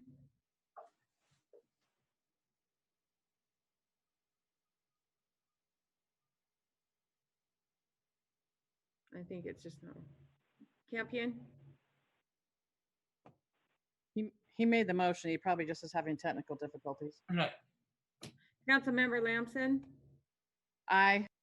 Mayor Sandu. Aye. Motion passes with 5-0. Thank you. Thank you.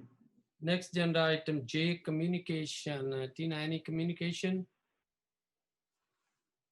Yes, I received, And votes in the affirmative. That was Councilmember Campion saying he voted in the affirmative. okay, thank you. I did receive a few more comments. The next one's Vanessa Soto. And again, it is the same carbon copy of the previous letters read. Next one is Severa Belush, carbon copy of the previous comments already read. Jessica Lyon, carbon copy of previous comment. Joshua Butler, a carbon copy of what was already read. And Hannah McDonald, but the attachment does not open. It says it's not readable, so I don't know what the letter says. It does have the same title of the document that was previously read to the. It does have the same title of previous, but it will not open. Mr. Mayor, may I speak? Yeah, go ahead, Councilman Farmer. I'm not asking any of those comments to be read because we know they're a copy of earlier, but I do know that the first part of our meeting, the telecast, there was an issue. So people missed all that. I just wanted to recap that these comments were from citizens concerned about safety in Galt, regarding police, and the kind of some discussion on the internet about militias being formed and people arming themselves and so on. And it was basically expressing their great concern with that and how that would affect the community and the citizens. that's just kind of an over recap. I don't know if we need to read it again, but I just saying that because people don't have any idea of what we're talking about when they say a carbon copy. So. Thank you. Mayor, may I have the floor for a second? Yeah, go ahead, Vice Mayor. I'd like to ask the city clerk if she could forward that specific letter to us. It was read kind of fast, and I misunderstood, I think, a couple of points. So I'd just like for it to be forwarded to us so we can have a look at it. Yes, I will send them to you.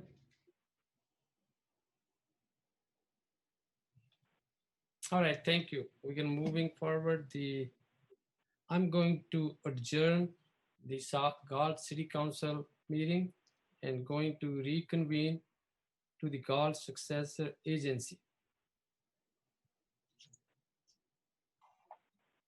The agenda item is Successor Agency to the former Development Agency meeting. Tina, may I have a roll call, please? Board Member Lozano. Here. Board Member Farmer. Here. Board Member Campion. Here. Board Member Lamson. Here. Board Member Sandu. Here. Public comment.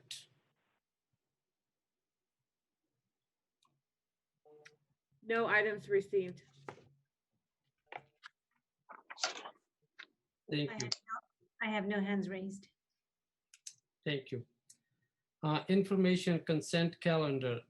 Minute of December 3rd, 2019 meeting. Accept the minute as submitted. So moved. Moved by Vice Mayor Lozano. Anybody on second? Second by Council Member Campion. May I have a vote roll call, please? Board Member Lozano. Aye. Board Member Farmer. Aye. Board Member Campion.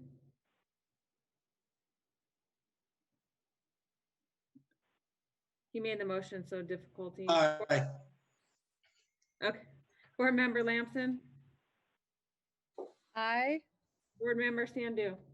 Aye. Motion passed 2520. Thank you.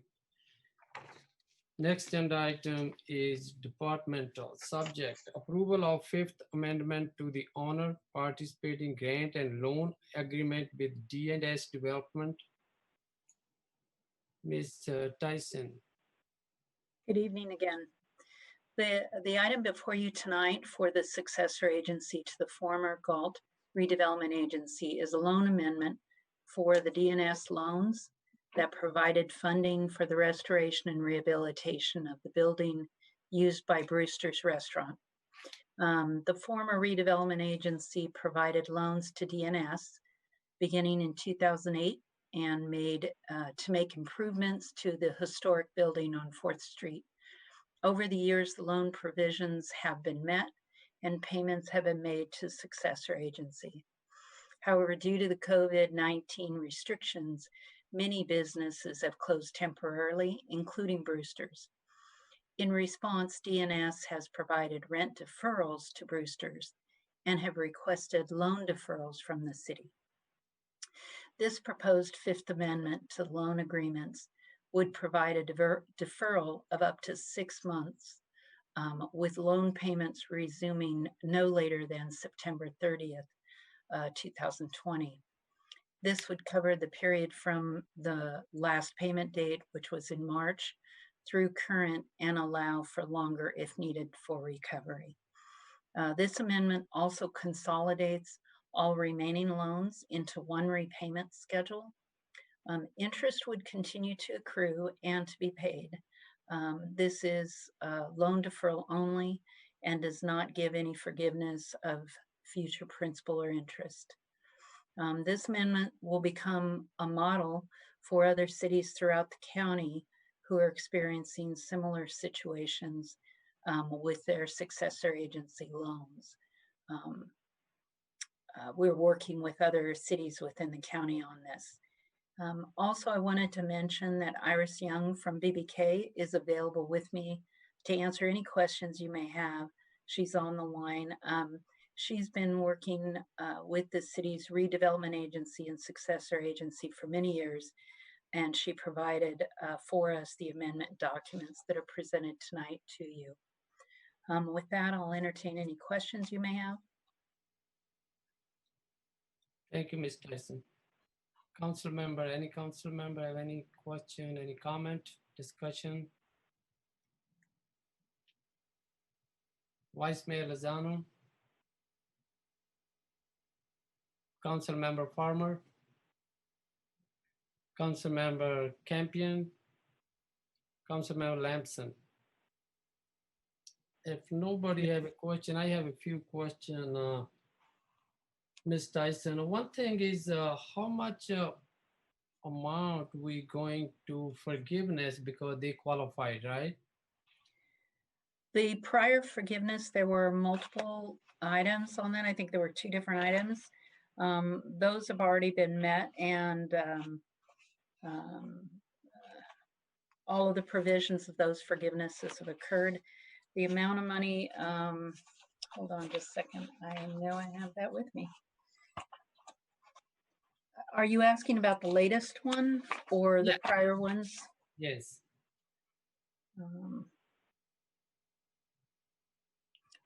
Iris, do you happen to have that handy? It looks like the latest one, no, that was in 2012. Ms. Tyson, if it's not, that's okay. We can get that information later. Okay. Okay, my other question is because they're asking the deferment, right? Correct. And the property they giving on the rent, right? The property rent, right? Yeah, they're giving a rent deferment. Right. So that's mean they might be not getting the rent from the renter because due to COVID-19, that's why they're reason to ask deferment, or especially on that project, but they have some other project too. That is correct. They are giving a rent deferment, and we understand that the renter may be able to pay that rent sooner than the 6 months, but this allows for that accommodation from April, at least until current, or until the end of September. Thank you. Thank you. If any council member have no question, I'm going to move on the recommended action. Adopt a resolution approving the 5th amendment to the owner participation grant and loan agreement with D&S Development. Do we have a motion out there? Moved by Vice Mayor Lozano. Second. Second by Council Member Farmer. Tina, may have a vote. Yes, Board Member Lozano, Aye. Board Member Farmer, Aye. Board Member Campion, Aye. Board Member Lamson, Aye. Board Member Sandu. Aye. Motion passes with 5-0. Thank you. Thank you. Now I would like to adjourn the Galt Successor Agency and reconvene to the Galt City Council. Comment by staff. Mr. Hagland, if you any comment, or if you ask your staff any comments? You're on mute, Tom. Sorry. Certainly, Mr. Mayor. Mr. Selling, any comments from Public Works? Yeah, just real quick, I wanted to thank the council for the efforts on Blue Dog. We greatly appreciate it. I think it shows a lot of concern for the local businesses, and I know they greatly appreciated it. The other thing I wanted to pass on is they had indicated they're starting to hire people back, so it sounds like they're already on the rebound, so that was good news. And then I just also wanted to share my appreciation for my staff and also finance staff, city manager on the budget. So it's been a lot of work with and for the city manager's leadership too, and in taking those bold steps last year to put us in such a good position. So hats off to all the staff. Thank you. Thank you, Mike. Chief Sockman, do you have anything additional that you'd like to share? Just real brief. We, just like Mike just said, we're still actively recruiting. We have a couple new officers that are going to be starting soon. So we're really pleased with that. And we're working hard on the dispatchers. And so staff have been working extremely hard through the COVID and through all the stuff that's going on right now. And so again, I've said it before, and I say it again, I say it to their faces. I'm extremely proud of all the officers that we have working here. Thank you, Chief. Ms. Tyson, any comments from finance? I want to thank council for their support of the budget and their attention to it. I also obviously want to thank all the departments for their hard work and my staff who put in countless hours. Thank you. Thank you. Mr. Arias. Yeah, I'd like to, echo everybody's thoughts on the budget and really thank everybody involved. Finance department did a great job. I'd also like to thank my staff. They've done a great job in making sure those development projects come through and really help that budget situation. So the community development staff just did an outstanding job. Thank you. Ms. Van Stein. No updates this evening. No updates. Mr. Solis. Yeah, I just want to remind staff and our citizens that we have our farmers market kicking off this Friday on the 4th Street Promenade. I hope to see some people out there. I want to let you all know that I appreciate you all. Claire, all the weekends that you spent in your office, thank you. We appreciate you. Have a good night. Ms. Mendez, our Economic Development Manager, any comments? No, nothing further for this evening. Thank you. City Attorney Hood? No, I just congratulations to those graduates. Everybody's getting ready to run out and see off into the world. So with that, I'll make sure keep it short. Thank you. And for my part, I would like to congratulate all the graduates. Simon lives across the street from us, and his picture is prominently displayed. He's going to be a graduate from Liberty High tonight. So congratulations to him and all the graduates, both at Liberty High and Galt High. I do want to note, Councilmember Farmer made this point earlier as we started our meeting. A lot of technology goes into that, and our service provider outside of the City Hall that does the live streaming had some sort of a hiccup with their system. And as soon as we realized that, I think the meeting started to stream and then stopped for some reason. And so IT got on the phone with them and was able to work through with them what the issue was on the live stream group's end. They rebooted their servers, and so the live stream came back. And I think it's been good for the rest of the meeting. But Councilmember Farmer did note that, and I don't know whether or not this actually occurred, but in the event that that particular live stream went down as that public comment letter was being read, one of the things we're going to be doing is putting all of the public comment for each meeting up on our website, so that the public can go and see that. It will be shown on any recast of our meeting. The Sacramento Metro Cable comes to our facility. They tape the meetings here at the facility. They just don't have the ability to live stream them. We use a separate company for that. And so when the meeting is recast on Metro Cable, all of that public comment will be there. There was no break in what Sacramento Metro Cable does for us, but I did want the council to know that we will be placing all of those public comments that we receive on PubCom at cityofgalt.org. We'll be placing those on our website for everyone to see. And of course, we'll send it to the council as you requested tonight. that letter.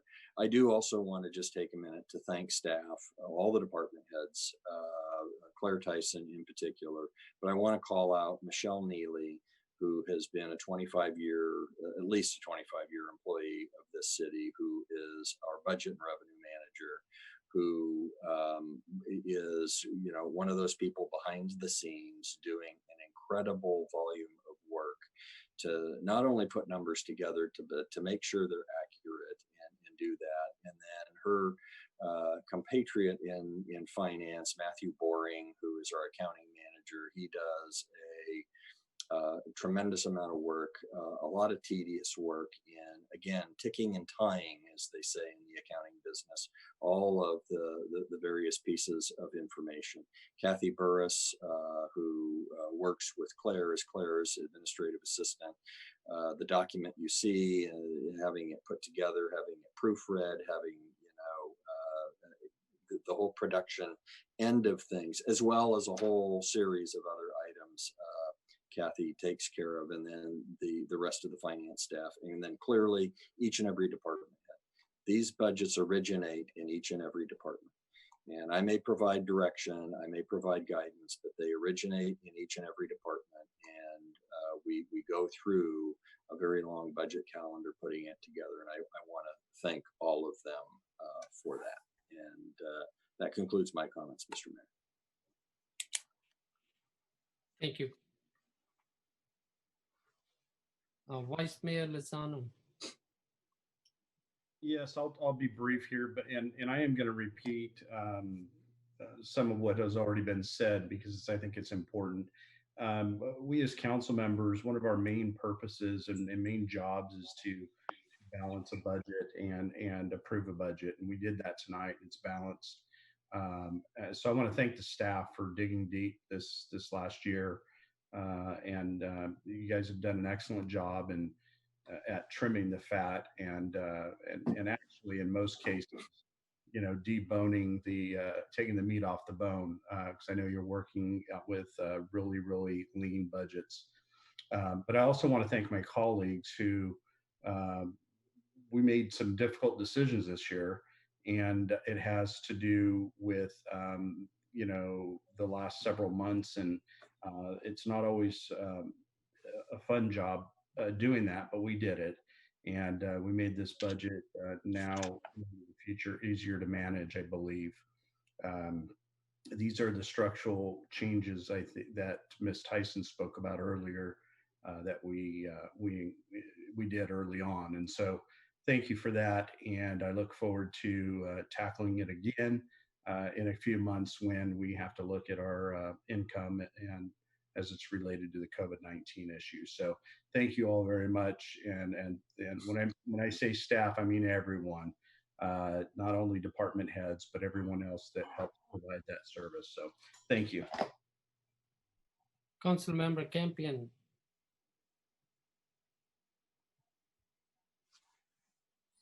Council Member Nothing more other than appreciate.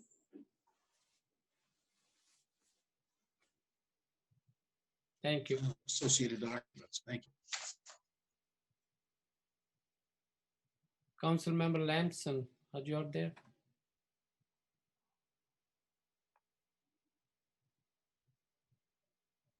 Council Member Farmer.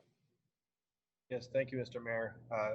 For those of you who know, I believe Councilwoman Lamson left to go to the school for her commitment for that. I just wanted to say, just to echo the comments the others, to make it brief, thank you for everybody that was involved in the budget, city manager, finance team, all the department heads. You know, it's a huge effort, and you all know who you are. I probably don't even know everybody involved, but you know who you are. Thank you, and thank you. Glad we got that. You know, we could turn a corner on that finally. And secondly, I just wanted to, and I don't want to get into this conversation too much, but I just want to remind the city manager that I very much, you know, want to consider looking at you know, getting back to live meetings as soon as possible. I know you had promised the council you're going to look at, see, you know, what guidelines and how we would do it, and with the social distancing and so on. And I just want to make sure that we, you know, get, you know, stay on track with looking at that as soon as possible. I think it'd be important because, you know, I think it would be good for the council to set an example, I think, of how we're trying to return to some normalcy. And I think that would be a good step in that direction to lead by example in doing that. And so I would like to do that. And lastly, and not least, congratulations to all the graduates, Liberty Ranch High School, Galt High School 2020. It's definitely gonna be a memorable year. I can only imagine the things you guys will talk about to your children about the experiences you had with graduating in such a tumultuous year. So, we wish you all the best. You're gonna make us proud, I'm sure. So congratulations to all of you. And with that, that's all I have. Thank you, Councilman Farmer. First of all, I would like to thank you, the city manager and all his staff working hard to balance the budget. It's hard to balance the budget when we have a shortfall. And then more important, I was glad, this budget approved by 5-0 vote. And that's, I was kind of proud of all the council members. They spent a lot of time to read the report and look up how we can come up with all the budget approved.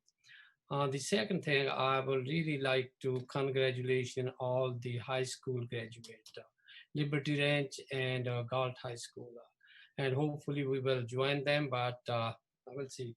The third thing is there is a lot of going on this our country right now. We are going through very challenging time. We must stand together. We must do better and work towards positive change. I would also like to say thank you for our Galt Police Department for everything they do. You do for our community. I know your job is very hard, especially in this time like this. I thank you for the chief. He's doing an excellent job. And for that, if nobody question, I would like to adjourn the meeting and see you in next meeting. Everybody have a good evening.